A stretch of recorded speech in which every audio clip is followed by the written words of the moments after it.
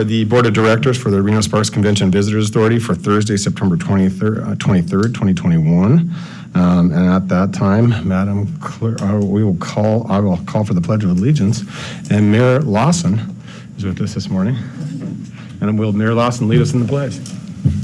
Please join me in the pledge. I pledge allegiance to the flag of the United States of America and to the republic for which it stands, one nation, under God, indivisible, with liberty and justice for all. Thank you, Mayor Lawson. It's nice to see you this morning and have you joining us. All right, Madam Clerk, can I get a roll call? Yes. Chairman Lucy? Here. Mayor Sheevy? Councilwoman? Here. Councilwoman Bybee? Here. Mr. Chapman? Here. Ms. Keel is absent. Mr. Murdoch? Here. Ms. Silver? Here. Ms. Sraza? Here. Mr. Sturbins? Here. All right, we have a quorum this morning. Thank you very much, Madam Clerk. I do have public comment signed in this morning for general public comment, and I will call this out. Each individual has 3 minutes to speak in regards to public comment, not limited to any issues on or off the agenda. And so with that, I will call Nicholas Mayer.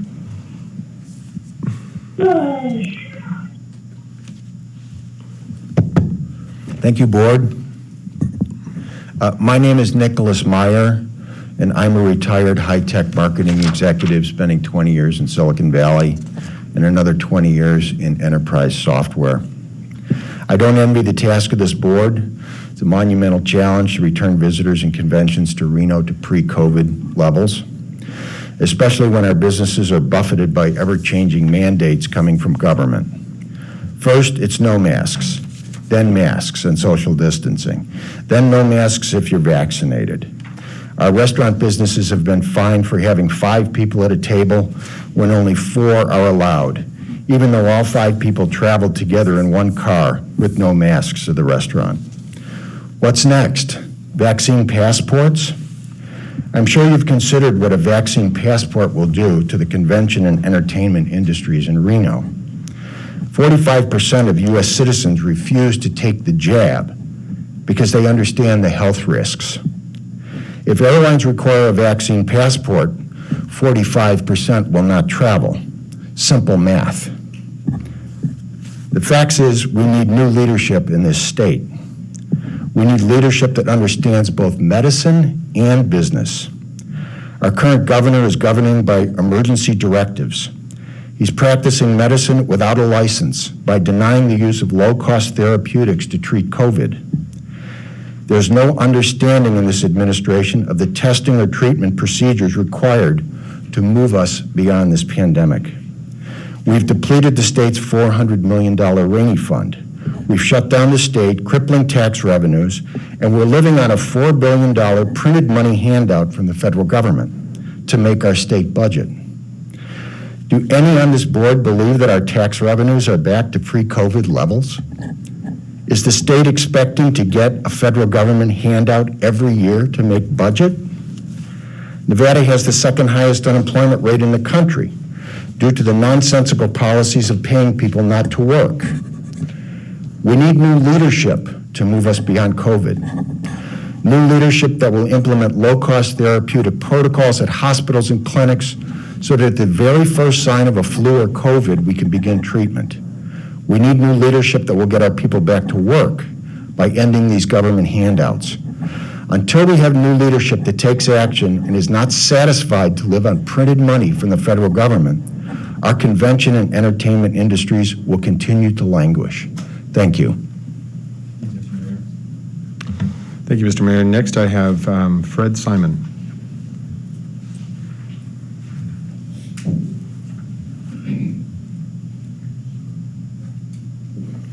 Good morning. My name is Fred Simon. Subject that you have probably heard many times, but I think we need a significant paradigm shift, and that's our homeless issue. It's going to continue to grow. I've had 32 years of involvement with this. And until we change perception, it's going to affect how our state overall gets more people to come and enjoy the wonderful environment we have. The homelessness problem is continuing to grow. We abandon our women. 90% of women have sexual and domestic abuse. 50% of the people that we see are chronically homeless. 10% of our veterans are out there. 20% are chronically homeless. So how do we fix this? No city in the United States has fixed this. This needs to be a combination of private enterprise, which is money, government, and the legal profession working together. We have a significant number of people who have mental illness and drug addiction. You all know that. We hear this over and over and over. We do nothing about it. We need to provide an institution in northern Nevada that can be properly instituted with private money, government support, and the legal support in order to treat people, to get them better. Any of you could end up homeless. I've seen people like you out on the streets. The citizens are disenfranchised. The county's disenfranchised, and we abandon these people. It is our obligation as a community to do something different. The paradigm in this country is false. It doesn't work. And if we don't get better at this, this will affect the bottom line of what you people are here for. And I'm here to support you. I'm working with some private enterprise.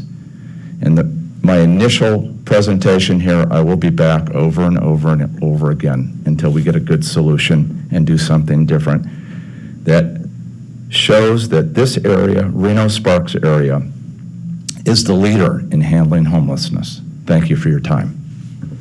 Thank you, sir. All right, we are on, next I have Chris Means.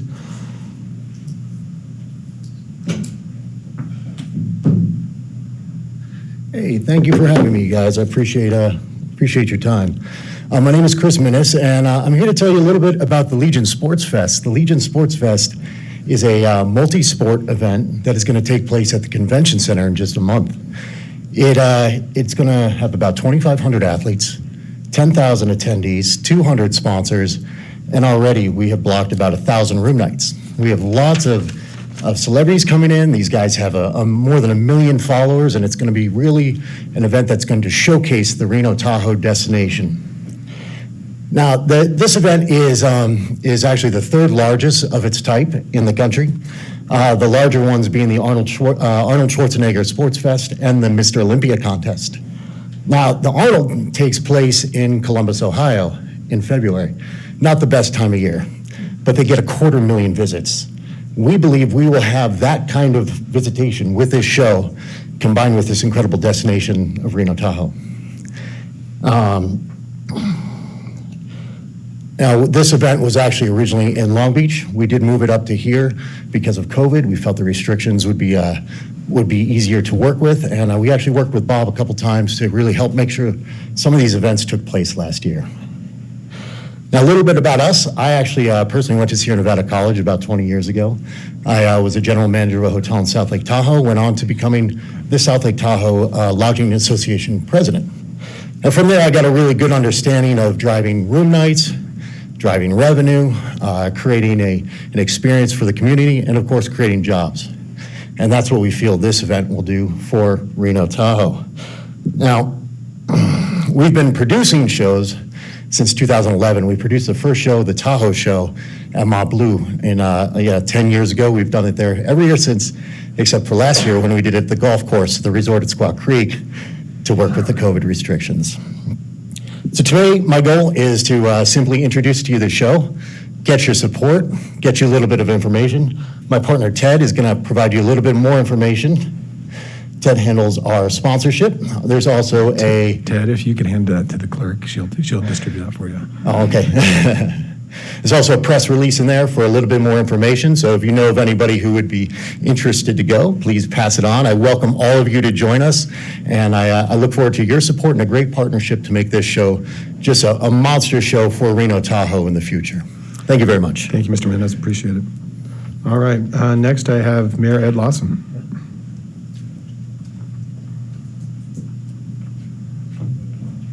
Take this thing off. You guys are going to speak about Charles and his performance review later in your agenda. I just wanted to show up to give my 150% support for Charles and what he's done. Remember when we voted last year, I was still on the board, that it was a 9-0 vote, and it wasn't even close. He was head and shoulders the best candidate that we had seen out of everybody.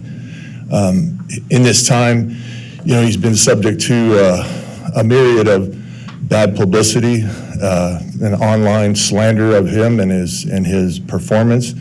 He was told by one community leader not to buy a house because he wouldn't be here that long. As recently as a month ago, he was told that he doesn't live here because he doesn't own a house. I don't know if you tried to buy a house lately, but it ain't easy. But through all this, he's done his job, and he's done it well. He's at everything that I've ever seen him at. I mean, when we need somebody to be somewhere, or he wants to learn something about our community, Charles is there. He's doing it. He's reaching out nationally for us. We're getting a national reputation because of Charles Harris. This man's doing a great job. So I want to just let you know, I'm watching. I want you to do the right thing and show the confidence that we have in Charles and then going forward. And then to look at our history. Look at the history of what we've done with CEOs in this board over the last 30 years and some of the really bad CEOs that we've had and the circumstances that they've left under. Charles has been nothing but above board and working hard. So that's my 2 cents worth for whatever it's worth. And thank you, Charles. Thank you, Mayor Lawson. Appreciate it. Good luck, guys. Good seeing you this morning. All right, I see no further public comments signed in this morning. Mr. Chair, we have Madam Clerk. 4 public comments that were emailed in, 3 on Tuesday, September 21st, 1 from a Robert McKay, 1 from a Dustin Cassidy, and 1 from a Chuck Matter, and then 1 on Wednesday, September 22nd, 2021, from a Richard Bosing. They will all be printed in the minutes. Thank you, Madam Clerk. I appreciate that. All right, so the emails will be placed into the record. We have had all of our public comment that's signed in this morning. I will close public comment, and we will move on to item C. This is an approval of the agenda for the September 23rd Board of Directors meeting. At this time, there are no alterations to today's agenda. So with that, I'm looking for a motion to approve the agenda. Mr. Chair, I move to approve the agenda as submitted. All right, I have a motion from Councilwoman Bybee. Do I have a second? Second from Mr. Sturbins. I have a motion and a second. Seeing no further discussion. I'll call for the vote. All those in favor signify by saying aye. Aye. All those opposed? Motion carries unanimously. All right, we are on to item D. This is the approval of the minutes for the September 1st, 2021 Special Board of Directors meeting. The minutes are placed in your packet. If there are any alterations to the minutes or adjustments, if not, I will take those for discussion, but if not, I will look for a motion. Motion to approve the September 1st special board meeting minutes. All right, I have a motion from Mr. Chapman. Do I have a second? Second. Second from Ms. Silver. I will call for the vote. All those in favor signify by saying aye. Aye. All those opposed? Motion carries unanimously with all members present. All right, item E. We are on to E1. Mr. Harris, please. Thank you, Mr. Chair. Good morning, everyone. I'm very pleased to welcome Chris Thompson, our special speaker this morning. Chris is president and CEO of Brand USA, the National's public-private partnership dedicated to increasing international visitation to the United States through marketing and promotional efforts. In his role, Chris is responsible for accelerating the organization's efforts to build and execute effective marketing strategies to increase U.S. travel exports, create jobs, strengthen the economy, and help enhance the image of the United States with people all over the world. Under Chris's leadership, Brand USA has nearly tripled its partnership network and more than doubled its partner contributions and program offerings. Chris has over 30 years of experience in the travel and tourism industry, Prior to joining Brand USA on November 1st, 2012, Chris was president and CEO of Visit Florida. Under his leadership, Florida realized record growth in international visitation. I had the chance to spend some time with Chris at IPW, where he and I and the team just returned from. Chris is going to talk to us about international travel and the impact and how it might help us here in Reno and overall in our industry. Chris, welcome.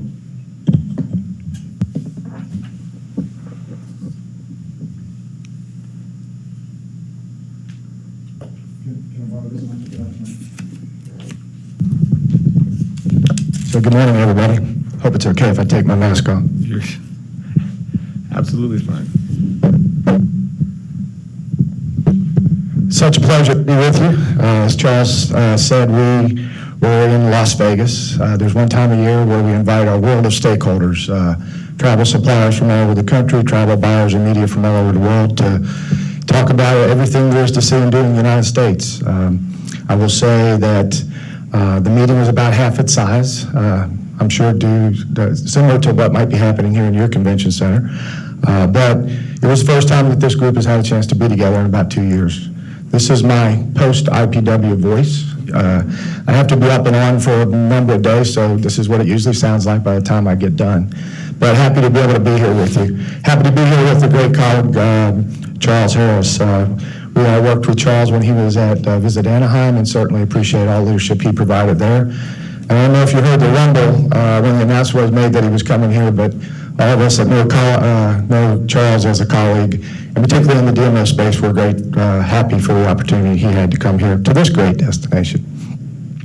So I'm going to talk a little bit this morning about international travel and tourism. That's 100% of what we do. And before I do that, I'll just give you a quick idea of where we have come from. Back in March of November of 2012, when I accepted this position, we had one box, which was that we were created.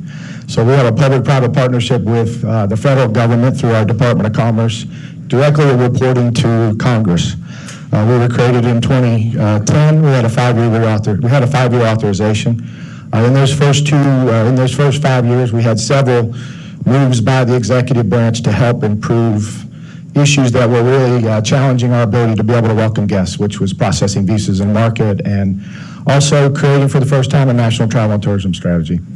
And then had to be reauthorized by September 2015. It actually happened nearly a year ahead of time in December of 2014. And then on December 20th of 2019, I was at the wedding reception for my oldest son in St. Augustine, and my wife and I were dancing, and we got word that the president signed our second reauthorization for 7 years this time, not just 5. So we are very excited. We say the best validation of what we're doing, particularly in the environment of Washington, D.C. and our public-private partnership, is those reauthorizations, because those don't come easy, but we enjoy really good bipartisan support across chambers, across parties in Washington, and the awareness of what travel and tourism does for our economy nationally is very well known. I'll also talk to you about the landscape in Washington. So on the bottom there is our U.S. Department of Commerce. Before there was a Brand USA, before there was any ability for the first time when Brand USA was created to promote international travel to the United States, our Department of Commerce had been doing that for many, many years. Many of you may be aware of U.S. Travel Association. It is the trade association in Washington that is all things travel and tourism policy, and they do a great job in advocacy, and IPW is actually their event that they hold every year. And then we were created in 2010, and we're like the third leg, but the newest leg to the three-legged stool, and that is a footprint of what travel and tourism policy looks like in our nation's capital.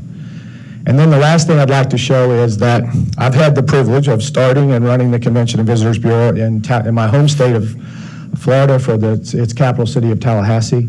As Charles said, I had the privilege of being 15 years at Visit Florida, and the last portion of that is its CEO, and now here at Brand USA.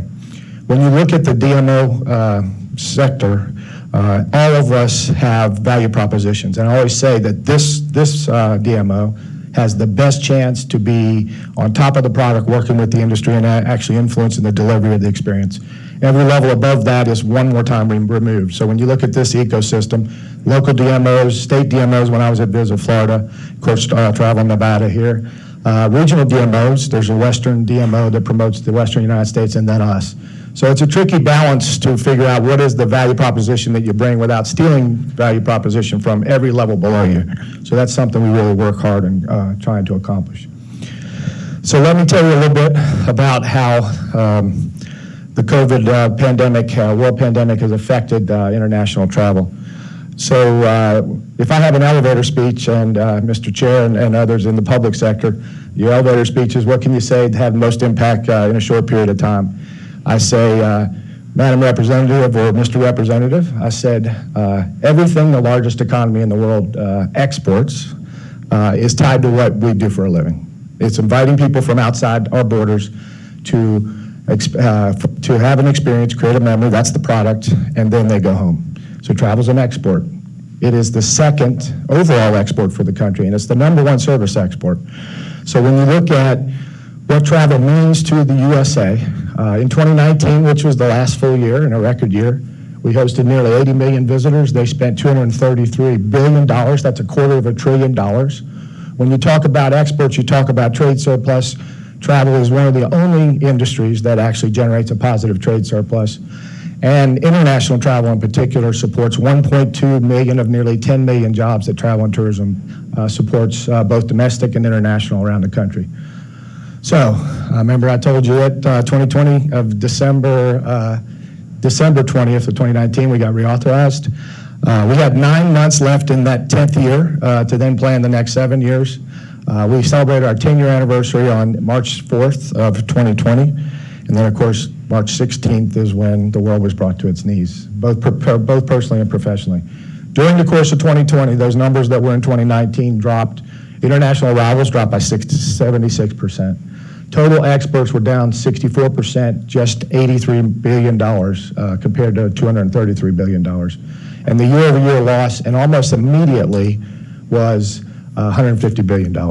So that's what we've been trying to recover from. I know that you all also felt impacts here, and in particular, with this DMO and its funding source tied to the lodging sector, it was brought to its knees literally overnight. So I applaud your efforts to work to try to bring that back. Of course, a lot of what we were dealing with was outside of our control because, first and foremost, it was about the science of how do we get on top of the pandemic. It's always been about health and safety. It still is. And so as we've found a way to live with this, and actually, I think we're actually to the point realizing that whoever gets to decide we're on top of it, that we're at the point where we can start to look at post-pandemic, it's not going anywhere. We got to learn to live with it. And I will tell you that the statement that was made on Monday when the administration announced that beginning November 1st, we're going to open our borders to vaccinated international visitors. That was our country putting its stake in the ground, saying that we are now ready to move to what it's going to look like, learning how to live with it. And I can't tell you how many of the international representation from around the world walked up to me and they said, don't you realize that the world was waiting for the United States to make that statement? And so I have a feeling that I think that statement is going to go a long way toward helping the rest of the world figure out how we do it together. Because as we're talking about travel between countries, it's going to require everybody taking a hard look at it. And in the end, if everybody's looking at the same science, we ought to find a way to be able to get on top of it as it relates to learning to live with it. When you look at what travel and tourism means to Reno Tahoe, these are the numbers we were given, so I'm hoping they're correct, but obviously in this destination, a significant impact as it relates to economic contribution and most importantly, jobs. I can tell you, I know this destination. My last ski trip with my family was here pre-COVID, so we've enjoyed this destination and have great respect for what you're doing to protect it and help grow it. All right, so when we went into the pandemic, our impacts were a little bit delayed. Our funding source is there's 39 visa waiver countries, and every 2 years for visitors from those countries to participate in not having to provide a visa, they have to register, pay a $21 fee, 17 of that set aside in a tourism promotion trust fund. We're not appropriated a cent. We have to bring $1 to get $1. We're able to access up to $100 million a year. So I just turned 64, and I'd say a good many of these wrinkles and a lot of this gray hair was the fact that we have to raise $100 million every year in private contributions, and those can be cash and in-kind. Usually it's 50 in cash that gets 50 in cash, 50 in in-kind that gets 50 in cash. So in a normal year, our budget's $150 million. And having been in this business for a long time, prior to the creation of Brand USA, our country, the largest economy in the world, spent zero. So for the last 10 years, we've been spending about $150 million to do that.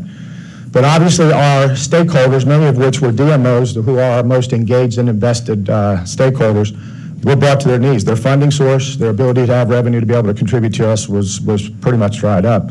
So we had to go into what I call a state of readiness, which is we reduced our operations, our activities, knowing that everything that is preventing international visitors to travel and our ability to do what we do was pretty much on hold. So we have been in the state of readiness at about 5 to 10% of what we would normally be doing for a year and a half. That announcement on Monday moved us off of state of readiness into now it's ready and time to go. So we're looking forward to planning, moving forward. But while we were in our state of readiness, we were not doing a whole lot of advertising. We weren't being disrespectful or tone deaf to what the world was dealing with. But we see our role as our nation's storytellers. You're going to see that the campaign that we're about to launch is called United Stories. It's a platform that says that the story of the United States as a destination has been being told by many voices for many decades, and we're going to tap into those voices to tell the stories. There's amazing voices in this community, locals, visitors who have been here who have become visitor advocates, category experts, so it could be the bartenders, it could be the Uber drivers, and then those that call this home and have been influenced in the creative class by their ability to go on and do what they do. Those are the voices that we're going to give a platform to go out and tell the story of Reno and Tahoe, and then, of course, adding to what that means and adds to the USA story. So we've been creating content for about 5 years, and a lot of the content that represents Reno Tahoe has been on our existing storytelling platforms. And over the course of the time that we've been doing that, and particularly during the pandemic, there's been a lot of activity, a lot of engagement, a lot of impressions, click-throughs, and a good, healthy year-over-year growth of the opportunities that this destination has taken on our platform to reach out and speak to international visitors around the world. So this is just some examples of what's been happening over the course of the last couple years. We also realized that our ability to meet face-to-face, like IPW, and like events like that happen all over the world, was going to be compromised. So we built a digital platform which is called our Brand USA Global Marketplace. It gives us an opportunity to create a digital convention hall and a digital opportunity to bring people together for one-on-one meetings. And over the course of that time that we've been in this pandemic, we've had a healthy engagement on that platform. And it's really the only way and the closest thing that we could bring to face-to-face meetings for our buyers and suppliers to be able to connect. And this is just an example of the booth on that platform that Travel Nevada had, and therefore creating that platform for the entire state to be able to represent themselves to the internet, the world of international travel. We also created a Wsa TV Channel. The best way I could describe it is that this is the Netflix for all things to see and do in the country. It's a place that we put the content that we've created, that we've aggregated from our partners, and that we license from other content creators. And our content is now available to millions of people in about 220 countries around the world. And that had been carrying the weight of telling the story without us being disrespectful. So as people were looking to be entertained or looking to be distracted or inspired, that was always there for them to do it, and it was at their ready that they were doing it. The last thing I'll talk to is we went from we're in this state of readiness. There was a number of gating criteria, which is first and foremost that we had to get on top of the pandemic, but most importantly, we had to get the borders open. And then now that the federal government made that announcement, we have about a month for the industry to get ready. What does that mean now that we're going to have the borders open and we welcome people back? We have to get air connectivity back. There's many routes that we were canceled or either cut back. And then we just have to get our communities ready. You know, you can have everything in place that lets the world hear that we're saying we're ready, but unless they believe it and unless they see it, then you're not going to get the confidence for them to come back. The best thing that happened to us is that the domestic tourism economy came back. And that is the best way we can prove to people around the world that not only is it ready for you, but you can see us getting out and enjoying it. So, and I will say that all the forecasters right now are saying that international travel will not return to 2019 levels for 4 years. And all the prognosticators, when they were talking about domestic travel, had similar gloomy forecasts. But domestic travel came back quicker and more powerful than anybody could have imagined. And I think we're ready. We're going to be ready for an explosion of travel once the borders open. So we're looking forward to that.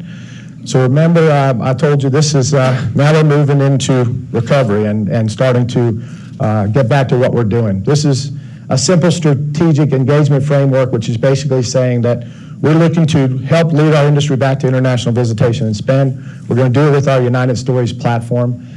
We have 3 comms tasks that we need to do. One is we got to prove we're ready, and we're going to do that through inviting influencers from around the world.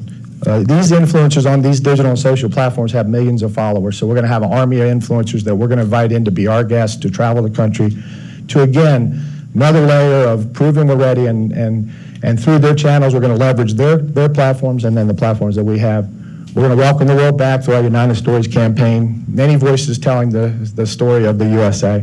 And then we're going to do the best we can to move from inspiration down to consideration into actual booking. So we have partnerships with airlines, tour operators, and all sorts of travel trade all over the world to try to do the best we can from just driving or feeding the inspiration that's always been there. I said, this is not a demand issue. This is not that the U.S. has become any less aspirational. It's been a world pandemic that brought us to our knees. So we just want to make sure we continue to feed that intent, drive it to consideration, and take it on down to them actually booking trips. So United Stories, I love simple statements. If you think of that United Stories, it is the United Stories of the United States of America. It's a platform we're going to create that we're going to put content on. We're going to give all of our partners a chance to put content on. Here's the manifesto, which is the whole creative brief on what that platform means. The USA story is written by everybody. Each chapter different than the next. Every page transcribed from travelers and locals alike. Our story is written by every gender, generation, color, culture, and character. It's a story of wide open spaces, open restaurants, and open hearts, of breathtaking diversity of our lands and our people, of warm welcomes, adventures around every turn, and lifelong memories made off the beaten path. Our United Story is written with only ellipses and never a period. So we ask others to write their story here and extend ours, because here in the USA, there's a page waiting for you. It's time to write your story. This is a little video clip that explains the efforts. The global pandemic distanced us from the people we care about and the places we long to explore. Can you turn it up here? Is beginning to emerge with a new sense of curiosity, hope, and purpose. To welcome the world back to the United States, the nation's destination marketing organization, Brand USA, is creating a global invitation campaign. We'll showcase the United States as the wonder-filled travel destination it is, a land of contrasts and possibilities, both geographic and experiential. A mosaic of people and cultures whose richness and differentiation come together to write one united story. This campaign will celebrate that, building off the success of our award-winning United Stories campaign and sparking a new message that inspires and invites the world to add to our story. We'll begin by rebuilding traveler confidence that the United States is open and ready. A collection of global social media influencers will embark on a journey that spans the country, showing the breadth of the U.S., from iconic landmarks to local secrets. Then we'll launch an anthemic, stirring film paired with digital, social, print, and out-of-home assets that will run in 11 key international markets. Each piece serves as an open and ongoing invitation to visit the USA and contribute your story, directly hitting the hearts and minds of travelers worldwide. We'll partner with a global network of tour operators, travel and hospitality companies, and local tourism organizations, creating a collective effort to inspire travel, tell meaningful stories, and drive record-breaking visitor numbers. Because our story is one made up of many. Find yours in the USA. So that's just a general overview, a lot of what I said, and we'll reinforce it. sometimes it's better to be lucky than smart, and it's always better to be both. We could not have anticipated that the announcement that was made on the first day of IPW would come on the first day of IPW.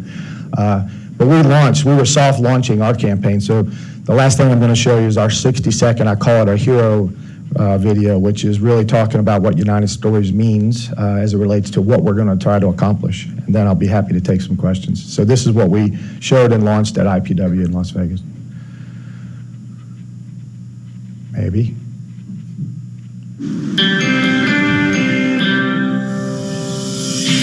The story of the United States has been written for centuries, penned by millions of authors, written in every language, from every perspective.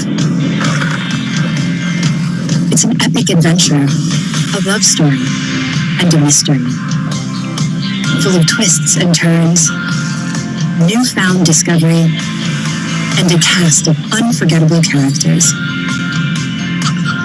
With every chapter as unique as our people, our history, and our land. Every sentence crafted in exquisite detail. Every page different from the next. Our collective story is one made up of many, and there's a page waiting for you. Find your story in the USA.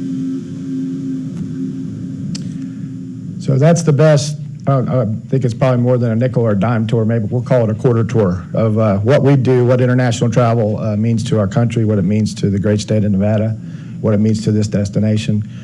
We could not do what we do without the partnerships we have at the local and the state level and the regional level. And we never take that for granted. We understand the responsibility we have in that ecosystem, and we work hard to try to deliver that every day. So with that, I'm happy to take any questions anybody might have. Mr. Thompson, that was a phenomenal presentation. Thank you so much for coming this morning and presenting to us. I Yes, think sir. you bring a wealth of information about what's going on across the country and internationally, and we're just pleased to have you with us this morning Yes, sir. to share with what you guys are doing at Brand USA. Are there any questions for Mr. Thompson? Ms. Spivey, Councilwoman. Thank you, Mr. Chair. I guess I'm curious on your, and working with the airlines, and obviously that's my background, how receptive and how is that going with so many of the carriers that obviously had to discontinue a lot of the international flights and looking at, taking their resources with domestic travel increasing so much, obviously where airplanes go, where crews go is critical. So what kind of reception are you getting?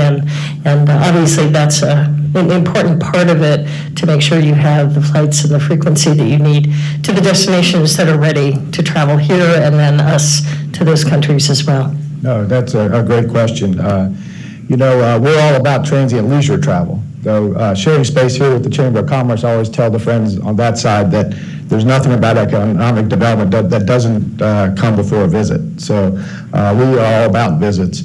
Of course, our local, our national and domestic carriers, one that I can point out, that Global Influencer Campaign, United's going to help us bring those folks in from around the world. We also have great relationships with the international carriers and their holiday subsidiaries that fuel the travel from those countries to the United States. So early on, the airlines, I think, saw the value proposition that we have, and they've been great partners, and particularly the international carriers, because that's what we're all about, and that's what's filling their planes, both the front and the back of it. And so we have great relationships, and a lot of our ability to be able to drive from inspiration through consideration into actual bookings is going to be through our airline partners, internationally and domestically. Awesome. Any other questions? Mr. Chapman. Thank you, Ed. Thank you, Chris, for being here. I echo what Chairman Lucy said, that you have a large country to oversee, and we appreciate you being in our neck of the woods. And I certainly enjoyed seeing a shot of Emerald Bay, being a Tahoe guy at the end of that 60-second spot, so thanks for pushing that. Well, you can imagine we represent 50 states, 5 territories in the District of Columbia, and we always say we just create a platform to tell stories on, but the fact you got in there was pretty good. Right. Yeah, I made a note of that. I'm going to put that spot on our site. Yes, sir. My question is around the $150 million budget you have. Are you back at that level? Did it sustain? And how long is it going to take to get back to that level? So just to remind, thank you for that question, and y'all can be helpful with your members of Congress. So our funding level comes from people registering to travel. It doesn't mean they have to travel, but they have to register to travel. So with where we were and how it affected us personally and professionally, a lot of people weren't thinking about that. So we also learned and didn't realize that we only ever have access to the money that was collected in the year prior. So our fiscal goes October 1 to September 30. So come the current fiscal that's about to end at the end of this month, we found out there was only $62 million in there, in that entire fund. And we also have learned that there's only going to be about $12 million in the fund for next year. So we have an extraordinary ask in front of Congress, $250 million. It came out of the Travel and Tourism Advisory Board for our U.S. Department of Commerce.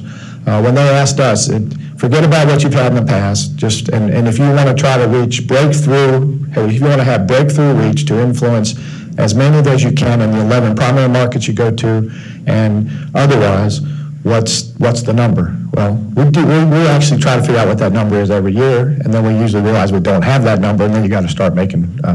So with that, we offered that $250 million number up and said that's going to be the bridge that we need from where we are now, where our business model has been literally brought to its knees, to where we can get back to once people start traveling again.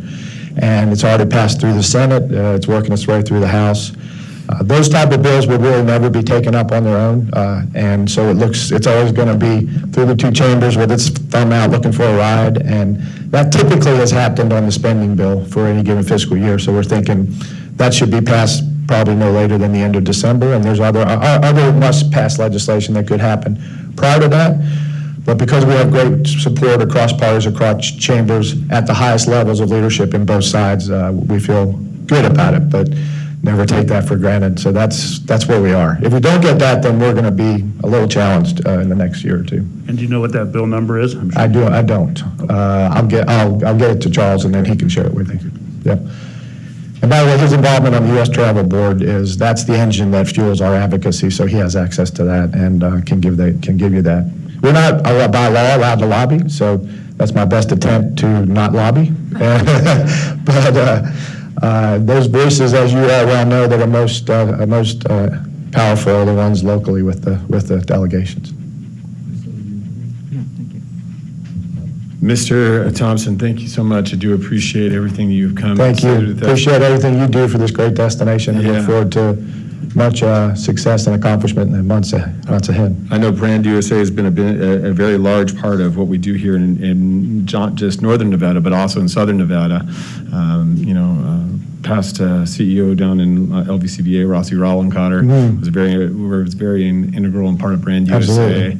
And I know both Senator Cortez Masto and Rosen both signed on to support that $250 million. Yeah, Rosen is actually the chair of the new tourism committee in the Senate, so she's been awesome. She's been great support. Fantastic. So, and I know Congresswoman Titus has been a big champion for that on the House side. So we have good champions from this state. We're thinking our fingers are crossed that you'll get that $250 million. We'll never take it for granted. So we'll celebrate together when it happens. But we do appreciate you coming this morning, and seeing no further questions, we will wish you well, and thank you so much for joining us, and have a great day. Thank you, sir. Thanks for having me. All right, so with that, we will close that presentation, and we will move on to our next item, and that is a presentation this morning, item E2 from City Rivals Esports. I believe Adam Rosen, the founder of Rally Cry, and Tom McClellan, managing director of the Mayor's Esports Network for the U.S. Conference of Mayors, are both with us via Zoom this morning, and will be giving us a presentation on City Rivals and esports leagues. So with that, I will turn it over to Mr. Rosen. Hi, thank you very much. Tom, do you want to kick things off? Yeah, if you don't mind, I want to say a few words. But I also like to start off by saying, first of all, thanking the mayor for organizing this, but also for your previous speaker. Chris, the U.S. Conference of Mayors was very much involved in passing the Travel Promotion Act. And I think that with, as Chris mentioned, the coming back of travel and tourism, that the nation's mayors can play a role in that, and I'm sure through the leadership of your mayor, who, as you know, chairs our Tourism, Arts, Parks, Entertainment, Sports Committee, that when the mayors gather again next in January, that, I know that she'll be reaching out to Chris and to others to see what we can do. We've been having some discussions with Don Welch at Destinations International on this. So before I mention esports, I just want to reiterate our strong support that the conference had for travel and tourism, and actually look forward, again, as you all know, to next June in 2022 when the nation's mayors will be gathering in Rio. So we very much look forward to that. So I want to thank again the mayor for her leadership in regards to esports. And we're just going to take a few minutes of your time. I know you have a busy schedule today. So we've been talking about esports with nation's mayors for last several years, and we're trying to figure out what is the best vehicle that we can use to help initiate local esports activities. And we have some ideas, and we're not here today to pitch you on one specific idea. We're here today to sort of lay out some general ideas that we're thinking about, and to get some initial thoughts and feedback from you, and to figure out who we could work with going in the future. We want to design something which works for you all, which works for a lot of other cities. So we've been talking to a lot of other cities to get their ideas and thoughts, and that's what we would like to do today. And at some point, when we formulate things and put things together, we'd come back to you and sort of make, I would say, more sort of formal introduction to the program. So Adam is with Rally Cry. And Adam is the person that we've been working with very much and trying to develop a program that not only we think works for cities, but also gives back to cities. It's not something that we just want to do that has a number of people in your community playing esports and doing esports leagues, but also figure out a way that sport can also give back to the community to help, particularly in regards to youth esports. And we feel that the direction that we're going will lead to promoting more livability in communities by encouraging more of your local people to gather, particularly in local businesses, to play esports, but then also have a way to give back to the community to maybe get some more youth involved, and particularly with youth that don't have the normal abilities to engage in esports. So with that, I'm going to have Adam say a few words, sketch out sort of our initial thoughts, and we welcome, like I said, any of your thoughts. None of this is set in concrete at the moment, and we've gotten a lot of different ideas from cities, so I would welcome your thoughts as well. Great. Thank you, Tom. So as I guess quick introduction, it's nice to meet everybody, and thank you for having us. My name's Adam. I've been in esports for over a decade now, focused on bringing people together through video games. And over my time in esports, I've seen the really tremendous power of esports to help people, come together, meet new people, connect in really meaningful ways, and become better people and better versions of themselves. So a lot of what we've heard so far working with various cities around the nation and in our initial discussions is that there's a large opportunity around bringing the city's working professionals together on a local level and also on a national level. So we've been working on a program called City Rivals, which is essentially a sports model or sports league-like model where cities sign up, companies within the cities field esports teams that play against each other over the course of a season. And then at the end of that season, we declare a champion company for each city. And then in the postseason, all of the cities put their best teams together to play against each other until we ultimately declare one city the champion for that season. We, like Tom mentioned, see a really tremendous opportunity to not only create a vibrant local community and engage that community on a regular basis, but also give back to the community by doing programs like this and engaging businesses and professionals together to really cultivate not only a esports and STEM and tech-centric community, but also to be able to bring people together more generally too. So the program around City Rivals is one that we've seen a lot of interest and a lot of feedback in, and I think we would love to generally open it for feedback and questions that you have. Tom, not sure if you want to add anything else before we do that in terms of the program.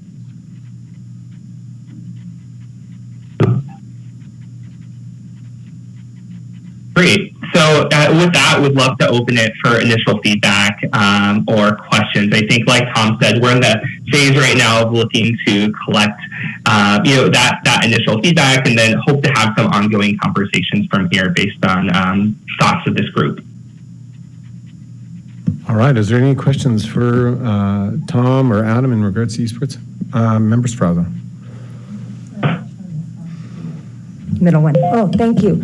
I guess just a couple questions. Hi, Tom. Hi, Alan. And I know Mayor Sheeby on the TARPS committee. We're looking at, in fact, we have an agenda item later in this board meeting regarding our facilities and how those are facilitated. And one of the things, personally, I think we need to do is look at a strategic plan on modernization of our current facilities. And so my question would be, how are you guys, and I know this is done throughout other cities in the country, how is esports playing into the technology, especially the backbone infrastructure for internet, but also how we look at a board going forward on our current facilities and how they can be modernized to fit the new cutting edge esports and other types of technology moving forward. A great question. So what we've seen is that a lot of major facilities around the country, I would say past 3 to 4 years, have started to be renovated and overhauled to better support esports, but in doing so also provides benefits in terms of just having a tech-ready facility that is able to be used for a myriad different programs, right? So we found that there are actually quite a few examples that we could point you to where that's been done really successfully. And at least what we've seen so far is not only does it benefit the programs that are happening from an esports specific perspective, but also just generally has resounding positive impacts for making the city and its facilities ready to host, digital or tech-intensive or more tech-intensive events and programming. And then just one more question, Mr. Chair, if I could. We do have some public facilities in our downtown region here. I know, Tom, you're familiar with them. As the university starts coming closer to the downtown of our core, how many of those facilities have worked with esports in their universities? Great question. So I can't speak currently specifically to the Reno area itself, but around the nation, we have found that one of the first things that universities have been doing when they begin to adopt esports programs is to create physical facilities that are esports ready. So that's both from a play, but also from a viewership and audience event standpoint. So if I was to wager my best estimate, I would estimate that we have from a college level, over 400 different facilities around the U.S. on major college campuses that are built specifically for esports. Yeah, and if you guys have any data on that, I would love to see that as we move forward. That'd be very helpful. Thank you so much. Any other questions this morning? Councilman. Mr. Chair? Oh, yes, Madam Mayor. I'm sorry, it's echoing in there. I apologize. First of all, thank you so much, Tom and Adam. Really great to see you. You guys know I'm a big, big believer in esports, and I really think this is the future, and cities are really adopting some incredible programs, but also I think there is a massive opportunity, especially for the tourism industry. Can you speak a little bit about that, Adam, what you're seeing and why you think it's so important? Because I really think this is a great opportunity for my city. And I think obviously at the city level, now we're seeing esports be in our parks and recs programs, things like that at all levels. We do have a college esports team that actually just won like the West Coast. Like it was a big deal. A lot of people didn't know about it, but you guys certainly do in your esports world, right? Because you guys are, it's kind of small, but it's very, very large and it's growing exponentially. So can you talk to the board a little bit of what you're seeing for tourism-related possibilities? Because I think we obviously, because we're predominantly, tourism city, that I think that Reno has a really big opportunity. So talk a little bit about that, Adam. Thanks so much. Thank you for the question. So generally, when we think about tourism, or actually I'll take a step back, when we think about esports and the growth of esports, the way that I tend to look at it is essentially a parallel to the sports industry, where with esports, we have an ecosystem that is from the very top level, an ecosystem of professional sports teams, professional events, teams with home stadiums that are playing across the nation, across the year, in a multitude of different games, and the tourism that drives, but also all the way down to the amateur level as well, where we have players of essentially all ages and skill levels that are coming together, competing on a local level, and then traveling to compete with against neighboring cities and so on. So when I think about the opportunity from a tourism perspective, I think about that, looking at it as a parallel to what sports offers cities in terms of driving interest and awareness and tourism. And when we think about esports, I think it also has a little bit of an edge as well, where it's not only that, but it also has so many other benefits specifically related to the technology integration as well. That's a piece which I think is another level to think about. So Tom, I'm not sure if you have anything you want to add there as well. Yeah, if I could, Adam, one of the things I'm trying to do here, what we are trying to do is create this as another sort of, sports league-like venture. And so it's with any, sports leagues, you need to have playoffs. You need to eventually have a championship. And we see that in the future as there are more in-person type events, that those types of events will be held in different cities. And so the Renos of the world will be competing against the Louisvilles of the world, or the Orlandos of the world, or Arlington, Texas, or whoever.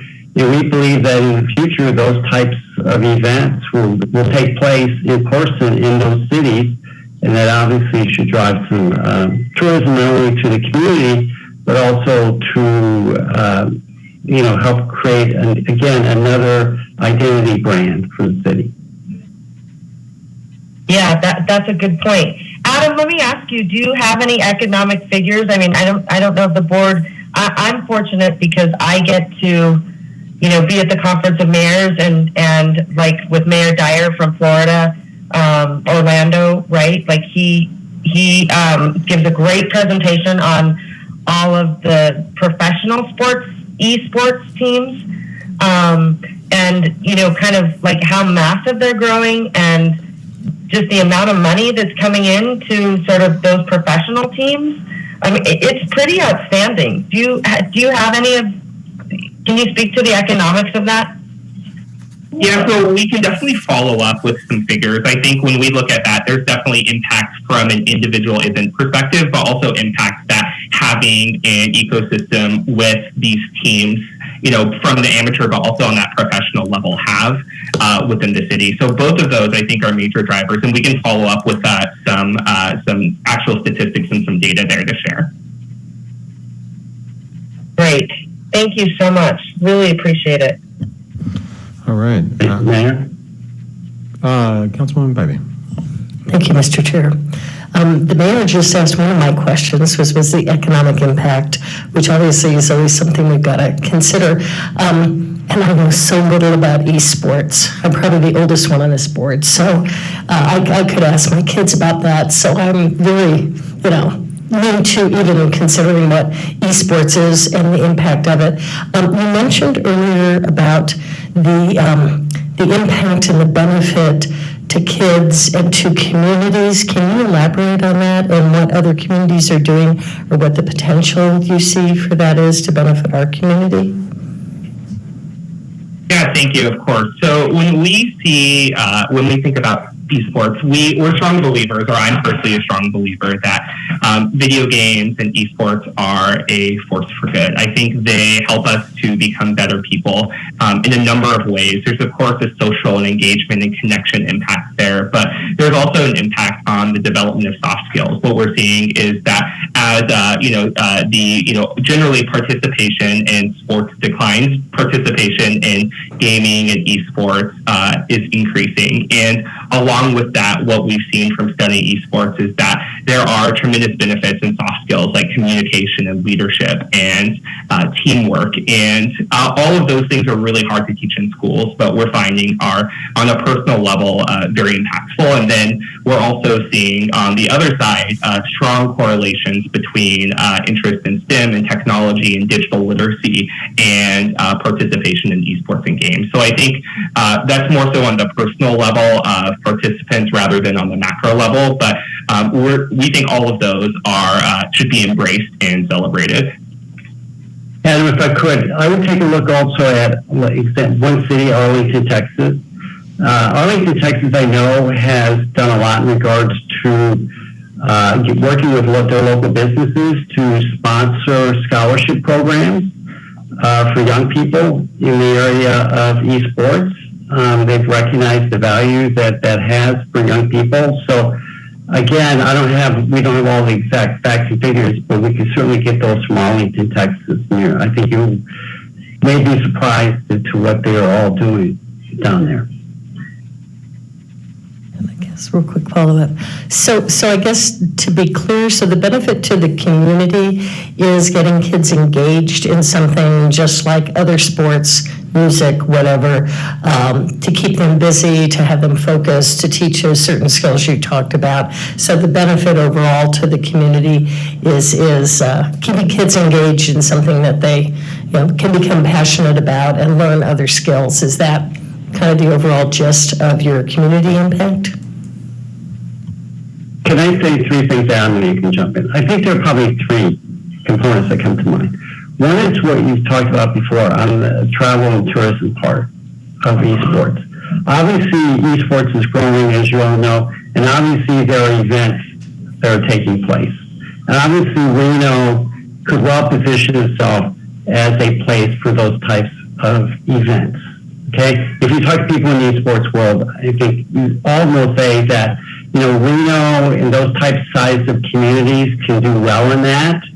Sure, there's going to be always events that take place in LA, for example, or New York City, but the people in the esports world are always looking for new areas to hold events. I think that Reno, with all that you have to contribute, would work well there. The second thing is in the area of, yes, it does help in regards to, youth, in regards to the sports, but also think about the jobs angle of it in the future. I mean, there's going to be potentially the number of jobs that are going to be offered in the area of esports, in the area of game development, programming, all those types of things are going to be growing, into the future. So yes, there is that sort of fun sports side of things, but there is also the jobs and education part of it as well. And a number of schools and universities are now offering, scholarships in esports, have games in esports just like they do for football and for basketball, and so on. So those kids will be looking for opportunities, in the future in regards to sports and jobs in regards to it. And then the third thing is just sort of the livability of the community. Those communities that do well in regards to offering things that appeal to younger people will be those areas, of course, as you well know, that will attract the younger creative set. And we know that, esports and games is one of the things that they do. And for the person that mentioned they didn't know anything about esports, I knew nothing about esports 3 years ago.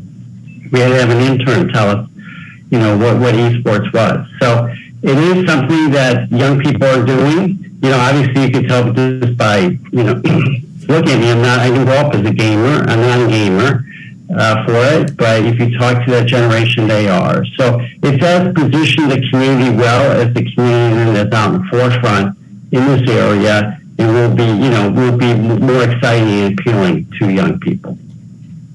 Adam. I think you covered it, Tom. Great summary. All right. Member Murdoch, sorry. Thank you. Looking right at you. Chairman. Good Lord, I'm having a more. Tom and Adam, thank you guys.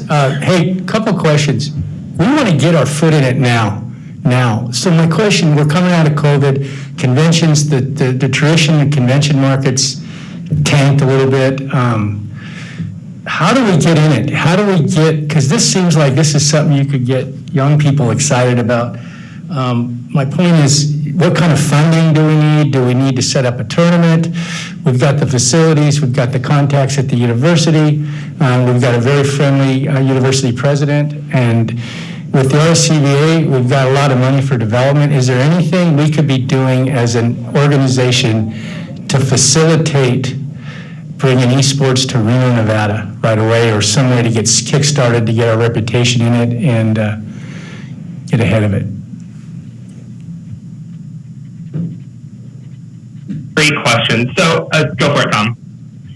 Well, one of the things that comes to mind is the fact that, as Adam mentioned, we are taking a look at creating this City Rivals League. And while we don't have all the T's crossed and I's dotted, and it's still in a conceptual, stage, we hope that by the end of the year that we will have this put together. And the aim is to have 3 or 4 cities start things off, as you would with any sports league. You need those 3 or 4 cities that are sort of the founding members, okay? And we will start things off with them. And then, in the next year, we'll expand it, as any sports league does, into more cities. So we will welcome the opportunity to come back to you all, and once we sort of have firmed things up, and make a, presentation, ask you to be one of the cities. Reno is definitely going to be always high on the list of cities, not only because of who you are, but because of the leadership of your mayor, okay? She is, as you know, the second vice president of the conference mayor. She chairs our tapes committee. She's always been there involved in asking questions on esports. So Reno is always going to be one that we will come back, and, whenever that's going to be, hopefully fairly soon. So we would hope then at that point that you decide to be one of the 4 cities that will want to participate. So that's one thing to do. Adam? Yeah, the other thing that I would say is just creating a culture to embrace esports within the city. And I think there's a number of different things that go into that, right? There is bringing live events to the city. Esports events are happening all over the world, quite frankly. And organizers are looking for places and venues that are ready to host those events in cities that are going to embrace them. So there's a strong opportunity there. I think you bring up the idea of working more directly with the university as well. And I think there's a really tremendous opportunity to create esports programs that go deeper at the university as well. That's both on the varsity level, but also on the academic and the club level as well. And then the last thing that I would call out is the programming piece, which I think is, one of the most important as well, which is what are you as a city doing to be able to engage people within the city from a play perspective. So that's thinking about opportunities for people to play, to compete from, 8 or 9 years old all the way on up. So we have a playbook we'd love to share with you as well. We can follow up with. Thank you. I think it's very important if you could get that information to the sales team and to the marketing team, and let's see what we can do. I mean, we've got funding to be able to develop a lot of new things, and it seems like this is cutting edge. It's been there. Why not be first? Be aggressive, get it going, and it could start small and grow into something huge. We need events and things to retool in Reno, Nevada to come out of this, and this seems like a really good road to go down with you guys. And like I say, anything you can get to us right away would be a good thing for this region. Thank you. Thank you, Mr. Murdoch. Madam Mayor. Yeah, just really quickly, I think Chairwoman Sferraza brought up a really good point, Adam. I think one of the things that we need to really look at is that infrastructure piece. So if you have, something in that capacity that you could share with us, what we sort of need to, lay the foundation to make sure, because I do know that technology piece is going to be critical. Obviously, those latency times and everything. And we have some companies here like Switch and some great backbone that I think we have that a lot of cities don't have, which is phenomenal, which could really bring a ton of esports events to our region, which would be fantastic. And the other thing I would say, maybe some of the board does or doesn't know this, but you probably don't know this, Adam. We just made top 10 list for destination for millennials, which is amazing, and I'm super proud. So, I think we would be remiss if we did not take the opportunity to really run with esports like Mr. Murdoch mentioned. So, and I would say this, Tom has been a trailblazer at the U.S. Conference of Mayors, and sort of everything Tom touches turns to gold. But he's also very forward-thinking and always looking at what cities can do to stay relevant, and especially in sports and entertainment and arts.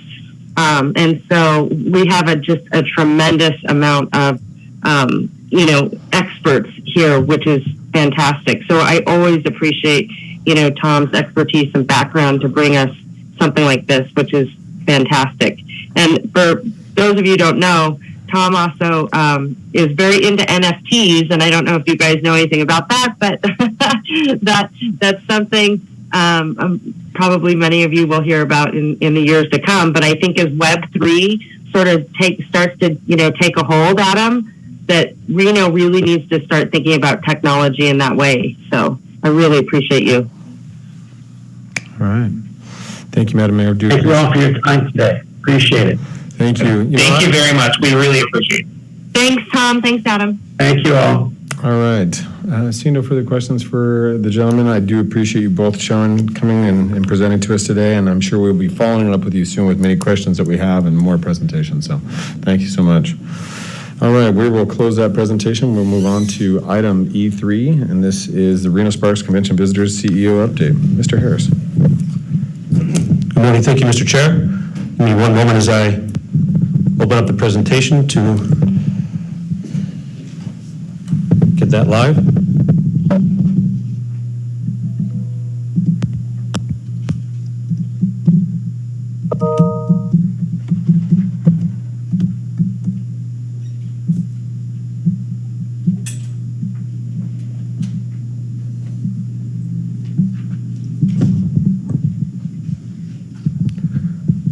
Good morning, everybody.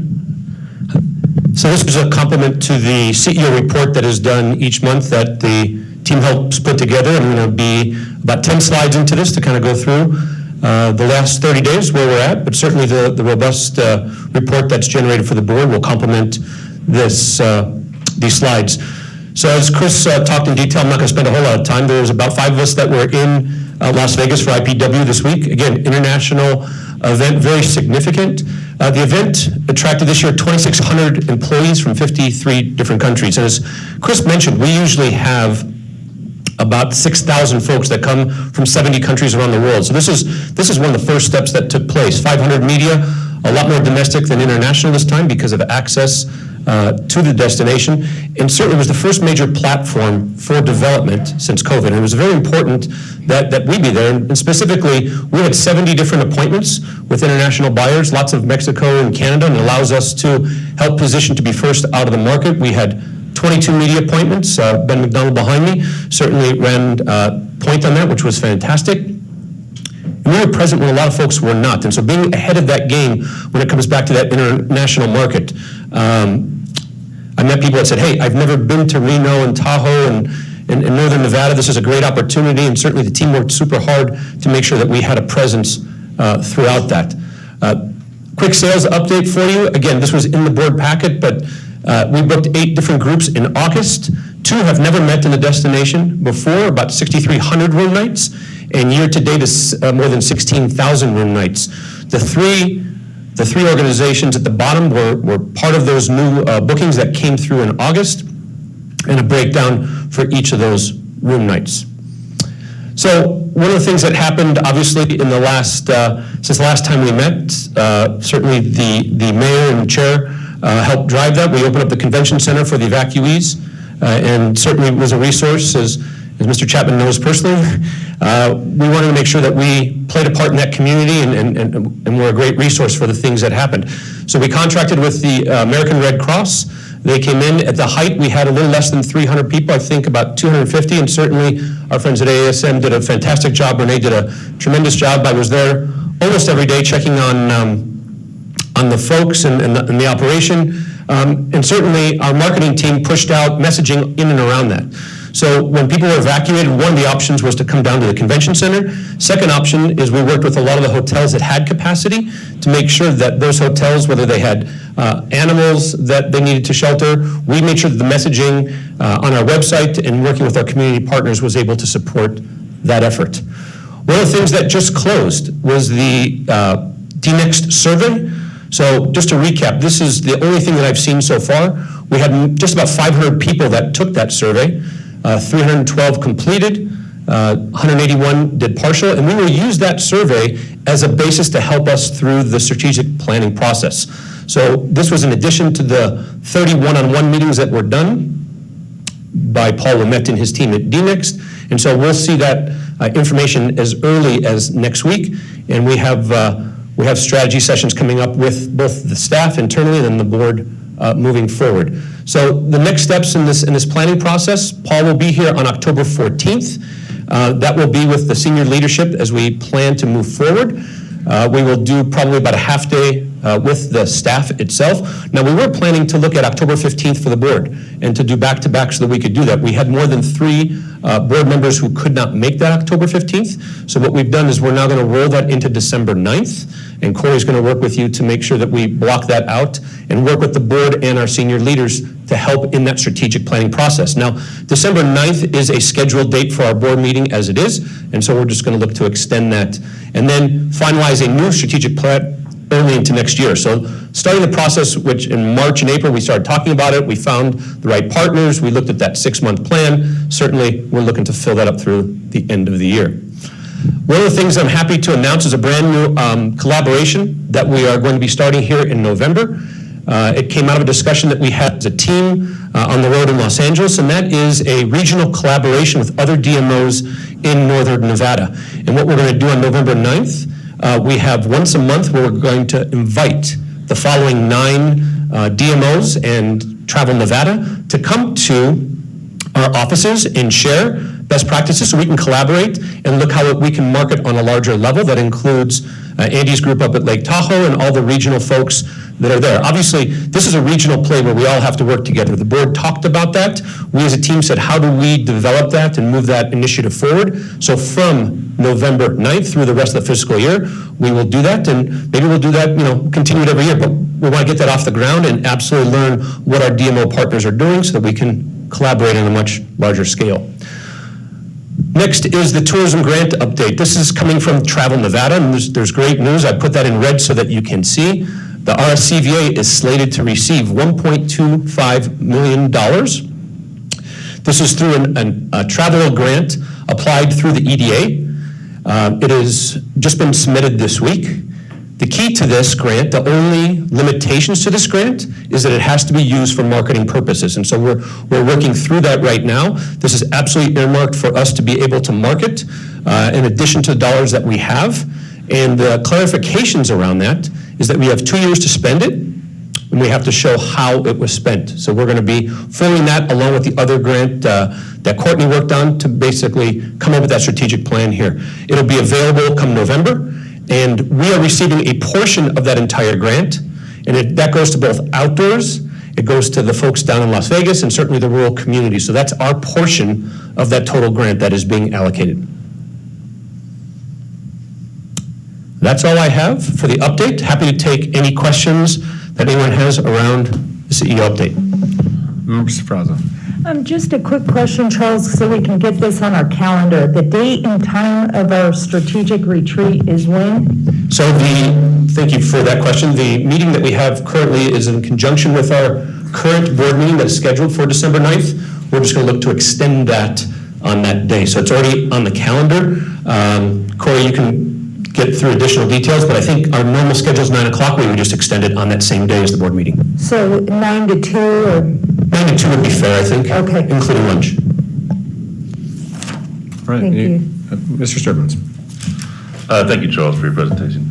Just a quick question on the facilities. Do we see the occupancy picking up into the future?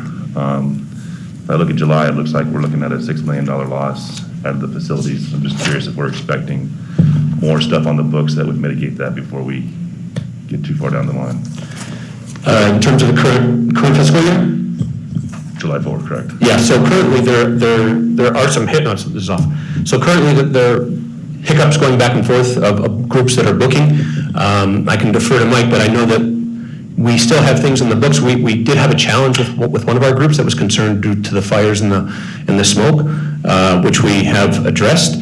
But there's still hiccups in the meeting and convention space coming out of this. And we see that locally, we see that nationally as well. So would we expect to see that pace carry out throughout the year then? Well, I've had meetings with Renee at ASM, and our goal is to stay at that 3.7 max cap in the minus department. That's what we are working towards, and I've had those conversations with ASM. Okay, thank you. Anything further from any of the members? Mayor Shivi, do you have anything? Yeah, just really quickly, I don't know if Renee is there in the room. She is. Is she there? She is.